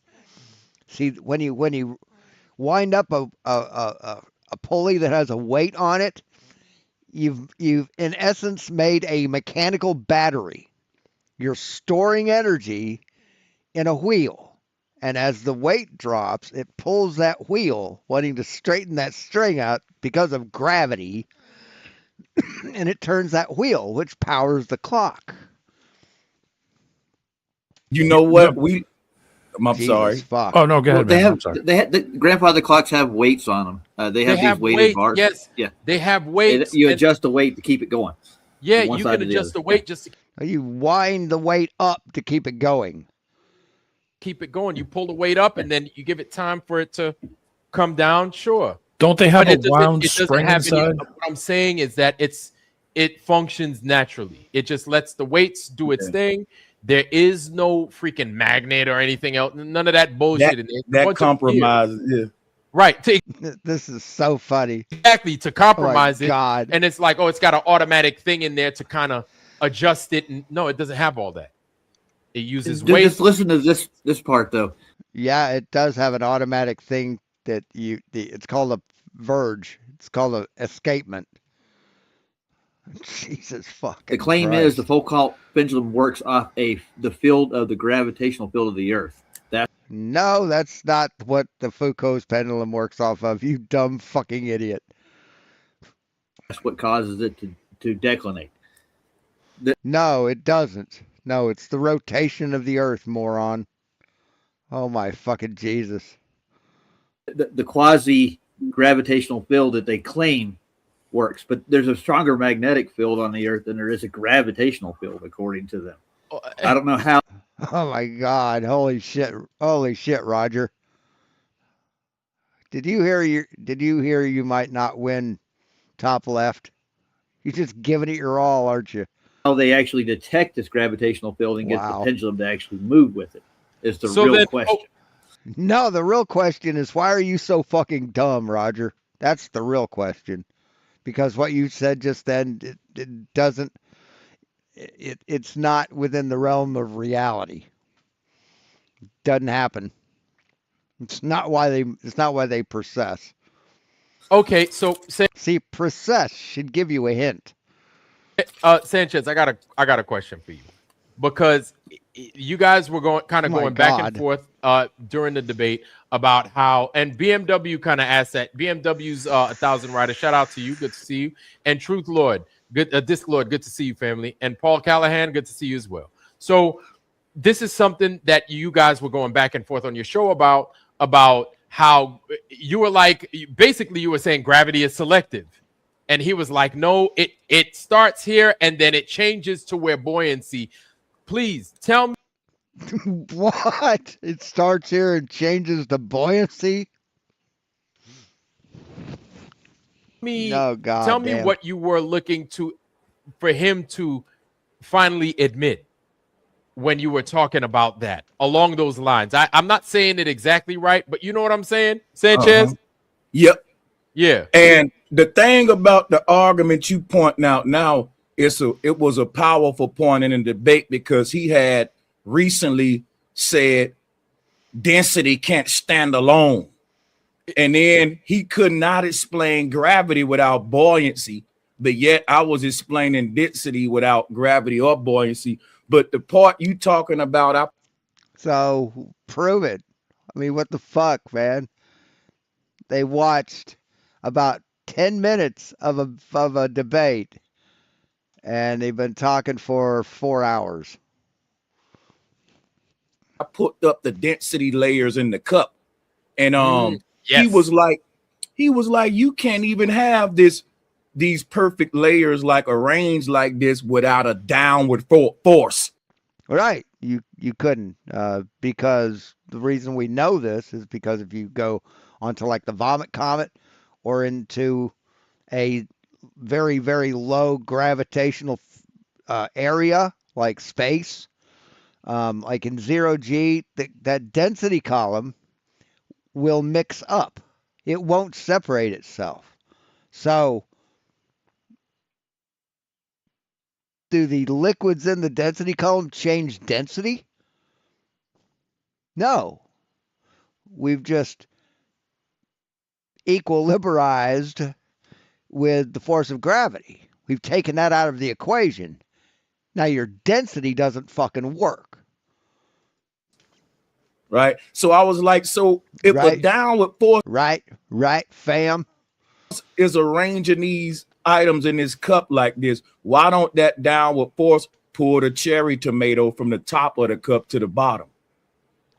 And see, that's it getting him to say, well, because I called it a tug of war match. If buoyancy and gravity is at war, then buoyancy won with the cherry tomato is what I was saying. And basically, you need two forces playing tug of war while accusing other people that density can't stand alone. When it God, what a dumb motherfucker. And so that was my point with him. Like, it doesn't make sense because why would buoyancy stop pulling the cherry tomato? It should keep going, pulling it up. Just saying. Exactly. And you want to exactly what? Know something? I figured that when you were explaining that to him, because again, to me, I was like, okay, that's pretty simple. Like the way you described it, it's like not only did you describe it well, but it's like you can demonstrate it, you can show it. You don't need no equations or nothing like that. You could do it at home. Simple terms. Yeah. Simple thought. Right. So yeah, go ahead, man. Go ahead. I just was say, and right after that, it was like I had a Mandela effect because it was like, wow, he said clouds aren't gas. I went and Googled it. I was like, I'm sure clouds are gas. and no, clouds are water vapor. And they changed it, bro. They changed it. What? They changed it to what? They're what? Clouds are now water. Let me look it up. I swear when I was a child in school, this wasn't the definition. Because think about it. Clouds can't be water if he just said it had to form into a water droplet to fall to the earth. Because he was saying, well, gravity pulls all gases down. And I was like, well, why the gravity won't keep pulling the clouds down? Right. And you want to know something? Because air currents push them up until they get too heavy. They collect together and they get too heavy. Then the wind can't push them up anymore. So they drop. You are a dumb motherfucker. You should have learned this in fucking grade school, man.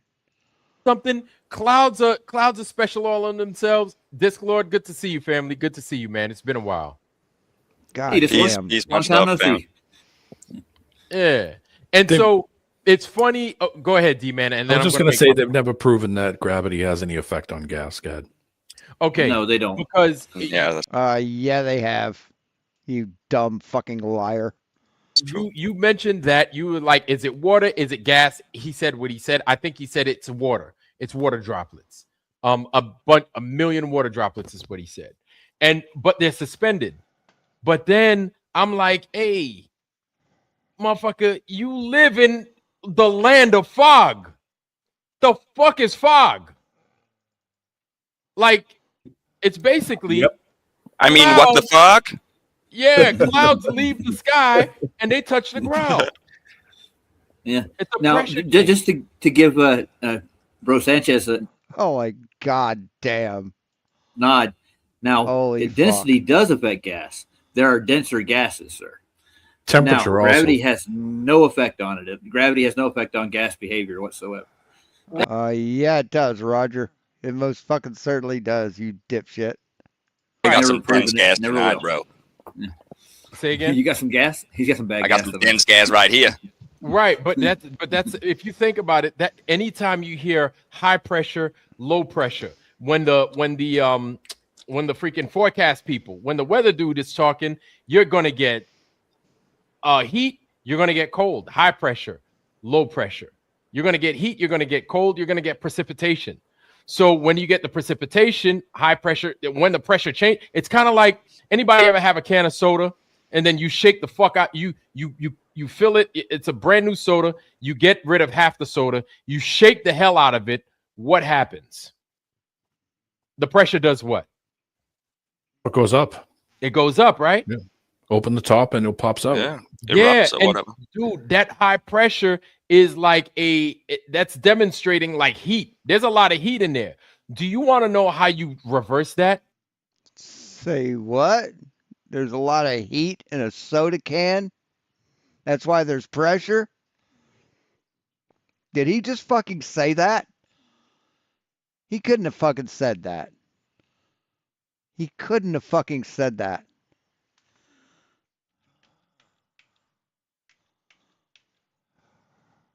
You're going to get cold, you're going to get precipitation. So when you get the precipitation, high pressure, when the pressure change, it's kind of like anybody ever have a can of soda and then you shake. Yeah, I have. Shake the fuck out. You fill it. It's a brand new soda. You get rid of half the soda. You shake the hell out of it. What happens? It foams up because you're knocking the carbon dioxide molecules out of solution. The pressure does what? It goes up. It goes up, right? Yeah. Open the top and it pops out. Yeah. Yeah, Erupts or and whatever. dude, that high pressure is like that's demonstrating like heat. There's a lot of heat in there. Do you? No, there isn't. Do you know that liquids cool down when they change pressure like that?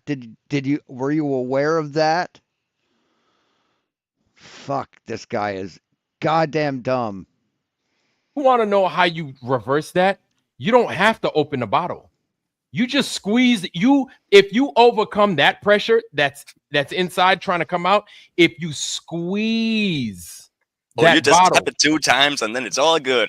no. If you squeeze that bottle back down into solution, what you're doing, and I know Harmon's going to be like, how do you know that the blood? You know what I'm saying? Harmon's going to say what he says, but hear me out.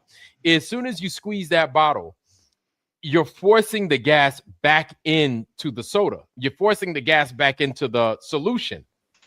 And then This guy has absolutely no fucking idea what he's talking about. change the temperature. The temperature is not as warm as it once was. You're also changing the force of the gas trying to escape. So at one time where as soon as you shake it, the gas is trying to escape, all you got to do is. It's like he keeps saying little facts. You know, some of the shit he's saying is true, but every time he says something true, he just follows it with horse shit.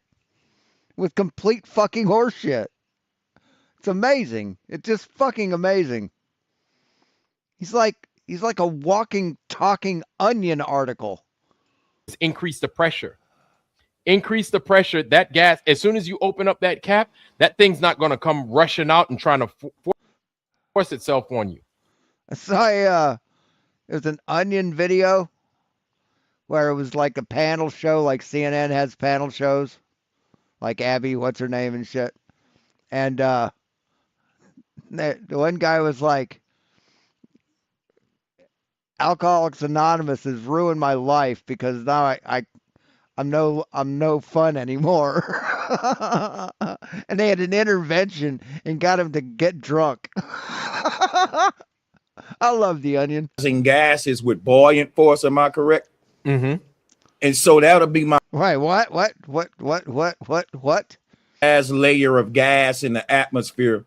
And because he's saying that gravity pulling all gases down, when I was bringing up helium, when you go to the last layer of gas in the right, if you have gas that's lighter than air, then the air around it is going to push it up. It's called buoyancy. Atmosphere, they explain rising gases with buoyant force. Am I correct? Yeah. And so that'll be my question. Like Why should you have that question? Why should you have a question, man? You should have learned this in school. You should have learned this in fucking school. You should have listened to the last 5,000 people that have told you this and learned something. Last layer of gas in the atmosphere, if buoyancy is pulling that up, why does it stop right there? It don't pull it off into space? Because of gravity. And yeah, it pulls some of it out into space because gas molecules are still active. There's a cloud of helium out there. You see what I'm saying? Yeah. Right. Because what they'll say is, well, gravity pulling it down to keep it from doing that when you just said buoyancy pulling it up, though. Right. That's how buoyancy works. It includes gravity. There's a little g in the formula for buoyancy. Jesus, well, you said it was buoyancy. It's like it's flammable, but he said it was inflammable. Who am I to believe? Right, and it's all trying to meet an equal. Jesus fucking Christ! Yes, it's yes. The medium. Yes, I have a term for this. It's called relative density disequilibrium. Everything finds its equilibrium depending on its density. Yes. Yeah, that's the way it works. Or you could say density and buoyancy through the medium. Mm-hmm. Yeah. Like even people, like some people are. Yeah, you could say that if you're a complete fucking retard. You could say that. More dense than other people. Like you throw my ass in the deep end of the pool, I'm gonna sink right to the bottom. You throw other people in the deep end of the pool, they might just pop right to the surface, and they don't even have to struggle. They don't have to tread water or nothing like that. And those people are witches because they weigh the same as a duck. They float. Those people are witches and they should be burned. Right? I mean, you can replicate this. Lung capacity, or right? Dehydration. And water. He was talking about fluids last night. I remember water is a fluid, just like air is a fluid. It's just a different medium. That's it. It's just a more dense version of air to where it's water now, right? The water on your brain is fluid. And anything within the water, it can either be negative, where it sinks. It could be neutrally buoyant, where it hovers right in the middle, and it's neither dropping too far or rising to the top, or it's buoyant, right? Or it's positively buoyant, where it sits on the surface like a basketball, a basketball that doesn't have no holes in it. You could drop the bowling. You can drop a bowling. There's basketballs that have a lot of holes in them. Ball from real high. I'd like to have one of these. Where is it? 3D printed basketball. I want one of these. You might have heard about this. It's an airless basketball. Wilson's new airless basketball prototype. It is 3D printed, and the number one question everyone wants to know is, how does it actually bounce? But before I even bounce it, there are other differences. This is a regular NBA ball. It feels different, like it's got this slick texture to it. It also smells very different. Kind of smells like a shoe. Also, I'm sure other people have heard of trypophobia, with the thing with the holes in it. Like, this has a lot of that. Might bother some people. But anyway, okay, real question. How does it bounce? NBA ball. Airless ball. It's so quiet. Bounces the same height.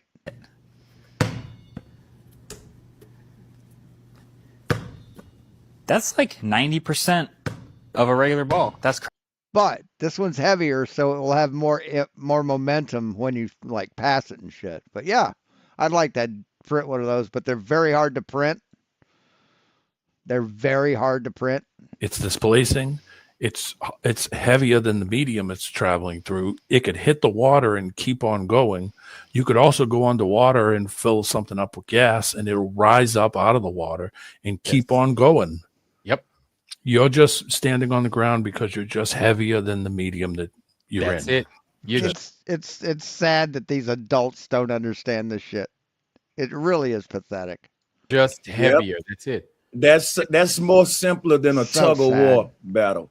It is. Yes, it is. And It's so it's like he's and what I heard the question that you asked him yesterday, and that's something I'm going to roll into right here.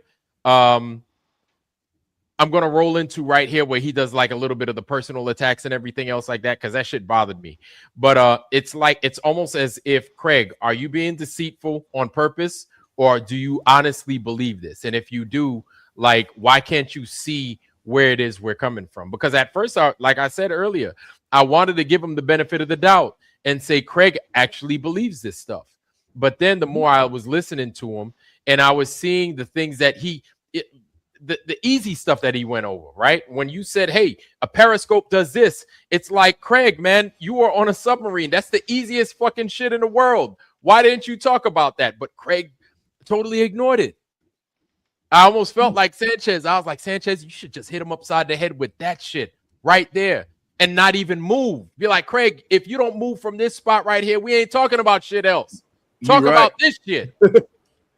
That sub can also equalize. That sub can equalize by absolutely by filling the tanks with more water and less air, Yes. or it can surface by removing the water and pumping in more air. It's that simple. Ballast. It's a ballast control. That's it. Go ahead, Sanchez. What was you going to say? Oh, I was going to say something. I'm going to take off on you, go back and finish up my show. But water vapor is technically a gas, no matter what they say. I just want to reify what Bro Sanchez was looking at. Clouds were actually classified as a gas. Yeah, they're going through a phase change and they're becoming liquid again. That's what the difference is. There's no other explanation in physics for it. Right, and that makes sense, because if you want to compare the air that's around us to water, it's the clouds are neutrally buoyant, so they're not. They're in the middle. They're hovering in the middle. And depending on how dense they get, they drop to the bottom and they become fog. They get heavy and then they become fog. See how simple? Or they become rain. Not all.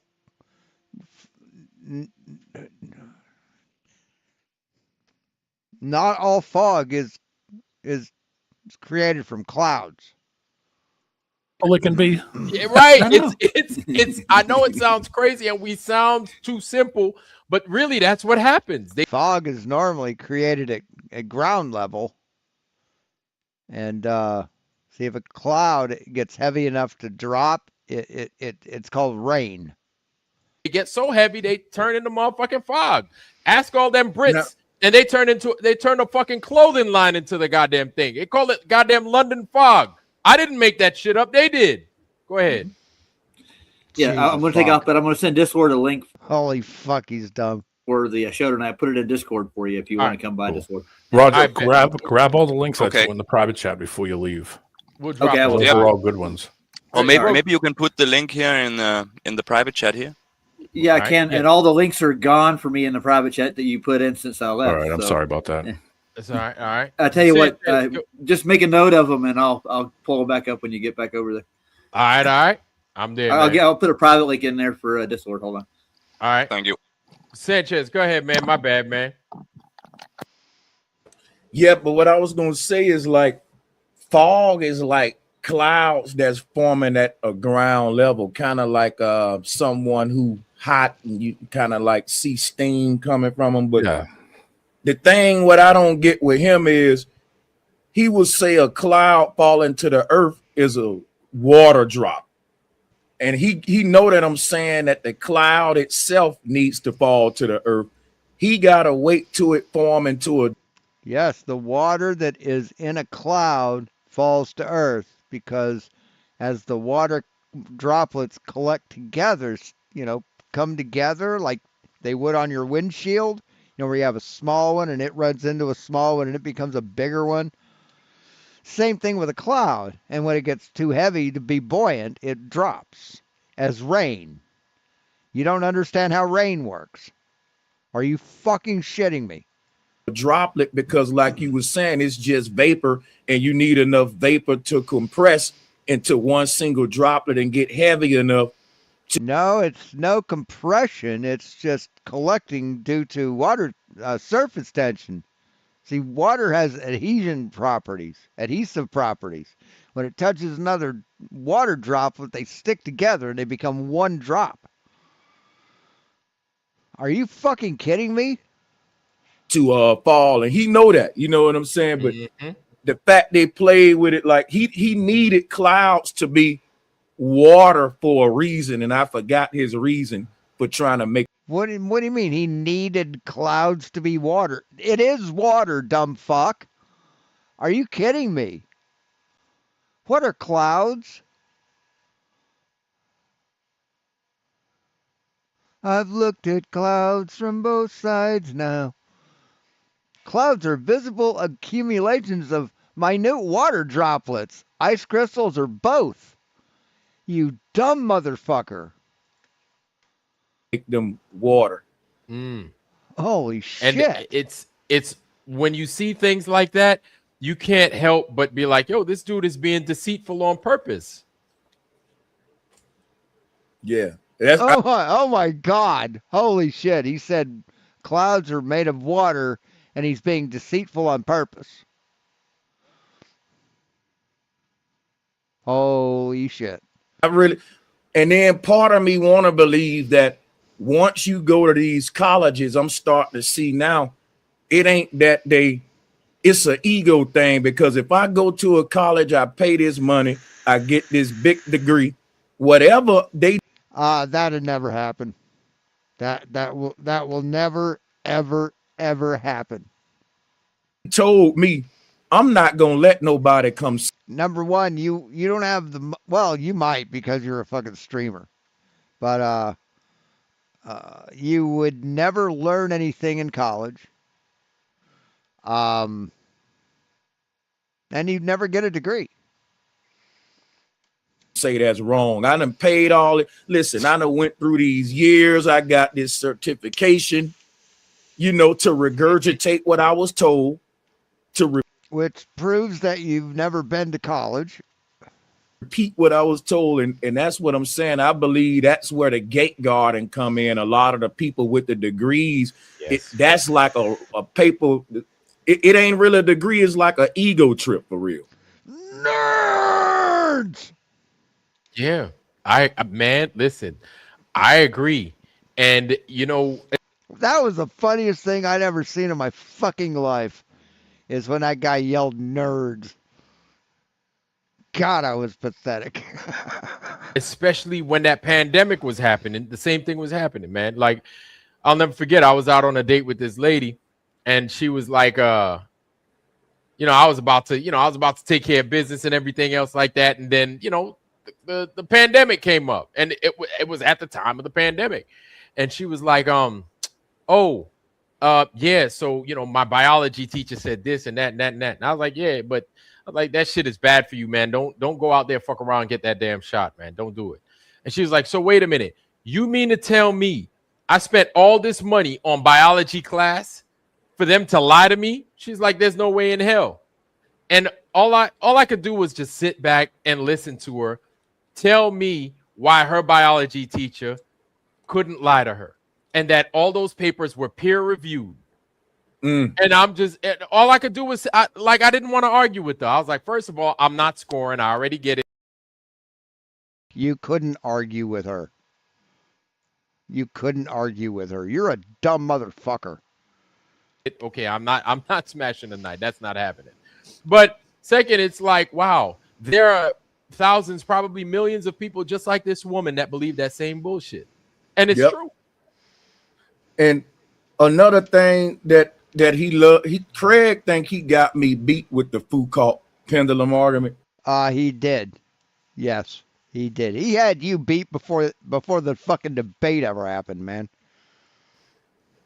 One thing that stood out to me, he said that the pendulum swing, its precessional swings is like the angular rotation rate is like 15 degrees per hour or something like that. That's what he said. And I'm thinking to myself, that sounds familiar, don't it?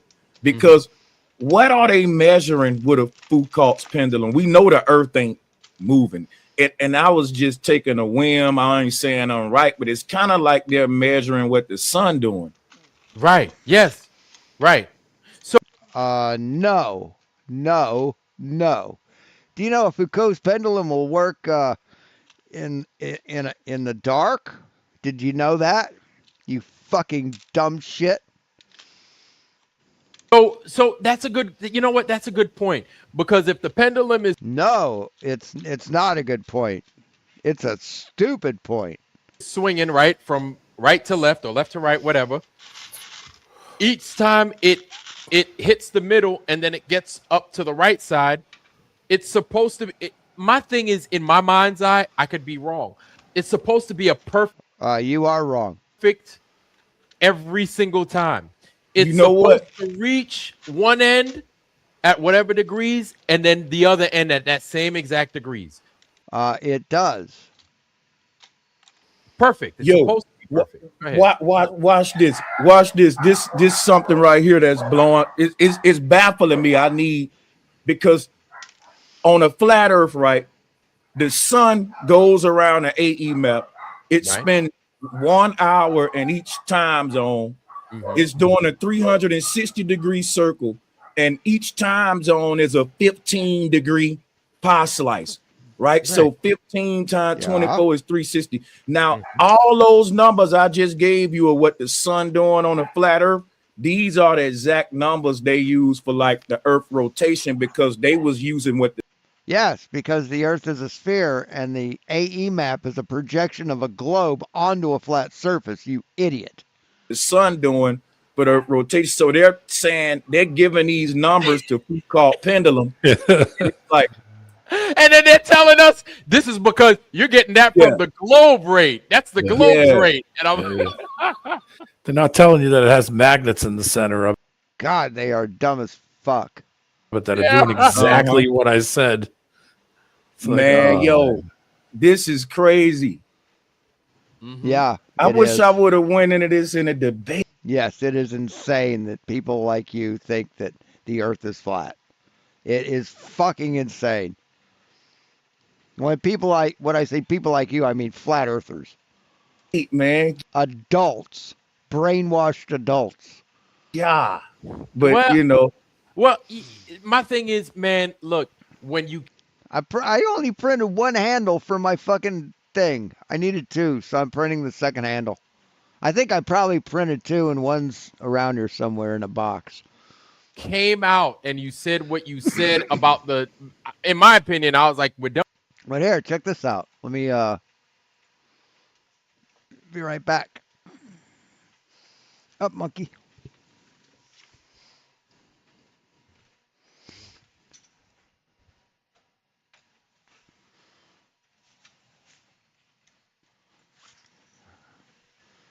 This is how big it is. This is the laser engraver. You got this is the back of it. Here's one motor. I've already wired or connected that motor. Here's the other. Here's where the other one goes. I still need to mount that. This is one of the handles, and I'm printing another one for here so you can pick it up. It's heavy. This thing weighs at least 10 pounds right now, or 5 pounds right now. Weighs as much as a baby. And yeah, it still has 2 blocks to go here, one here and one here, that route the belt. So, and then there's two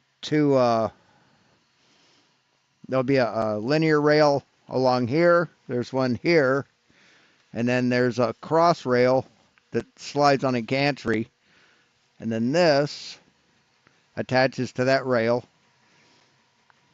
and then the laser attaches to that. But yeah, it's pretty fucking cool.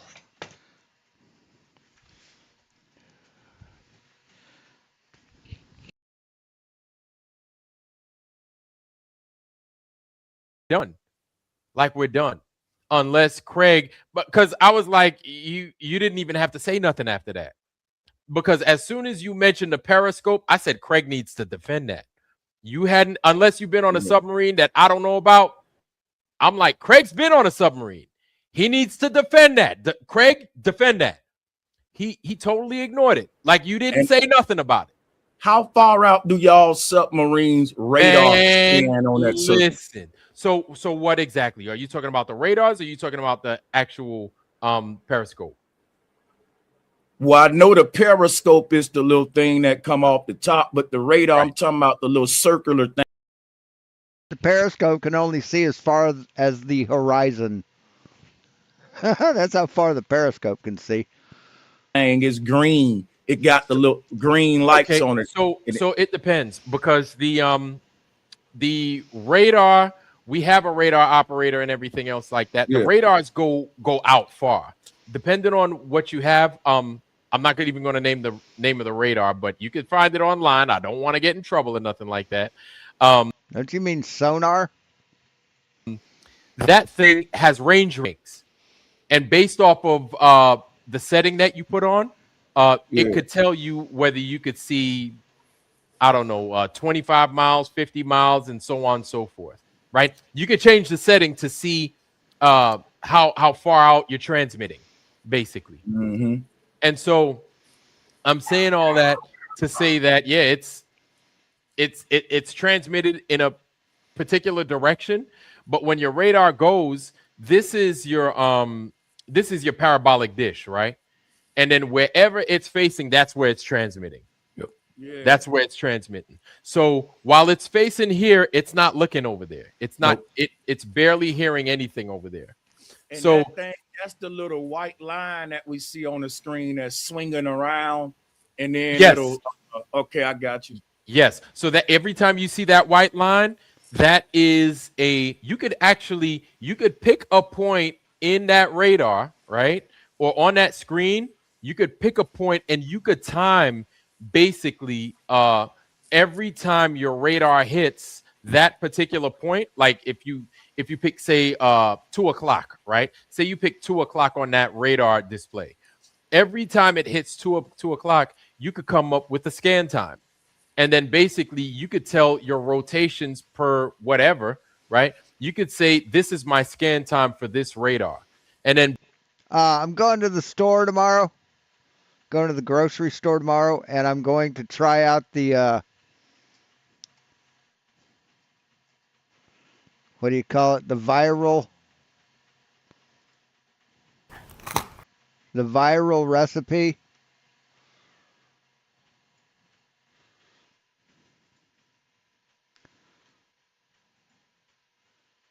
The viral Biscoff cheesecake recipe. It's 2 ingredients. It's Greek yogurt and Biscoff cookies. And you put the Biscoff cookies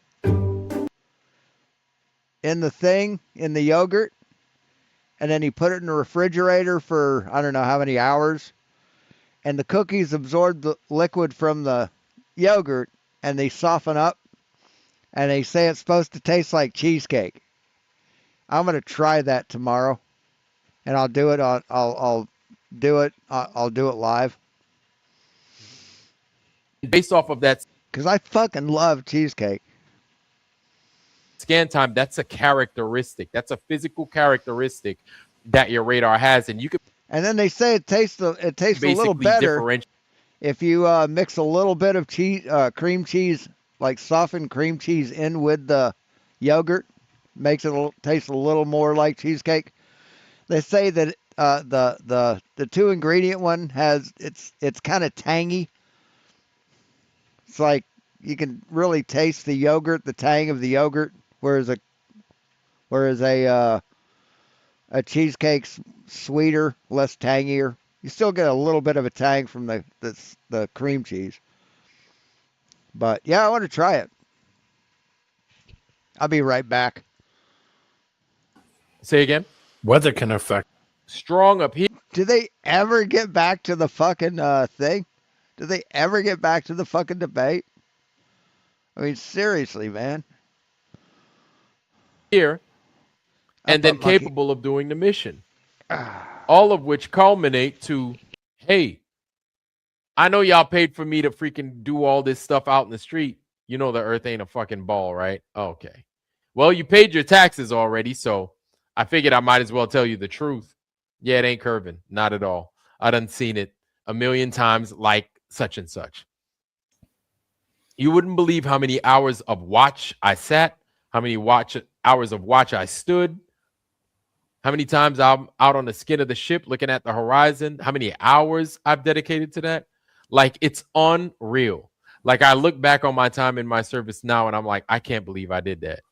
I can't believe I did that. There's no way in hell I had the patience to do that. But you get used to doing it. You get patience to do it, right? You embrace, like people say, you embrace the suck and you just fucking do it. You just do it.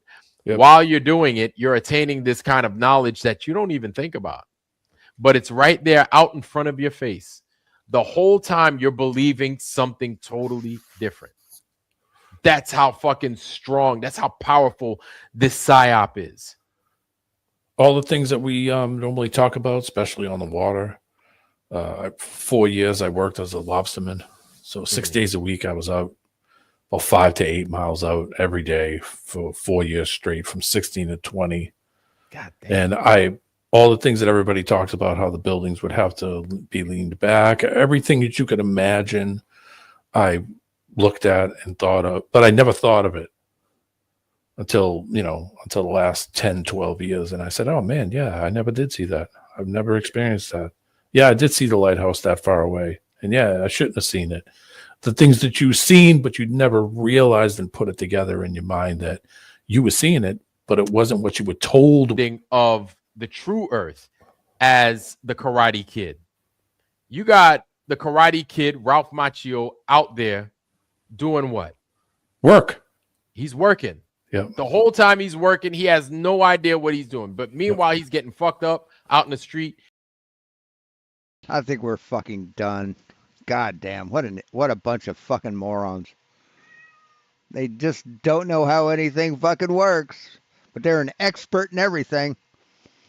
They know more about science than scientists. But yeah, they don't know how, but they don't know what anything is. They don't know what the sun is or the moon or the stars. They don't even know how far away they are. They know that scientists don't know either. What a fucking bunch of retards. I mean, just so many lies. I mean, I couldn't even count them. You can't fucking count the number of lies these people spew during a live stream. It's just sad. It's really sad. So anyway, thanks guys. I appreciate you. Have the rest of enjoy the rest of your Saturday evening. Have a good weekend. I'll be back tomorrow to eat that cheesecake stuff. So thanks for watching.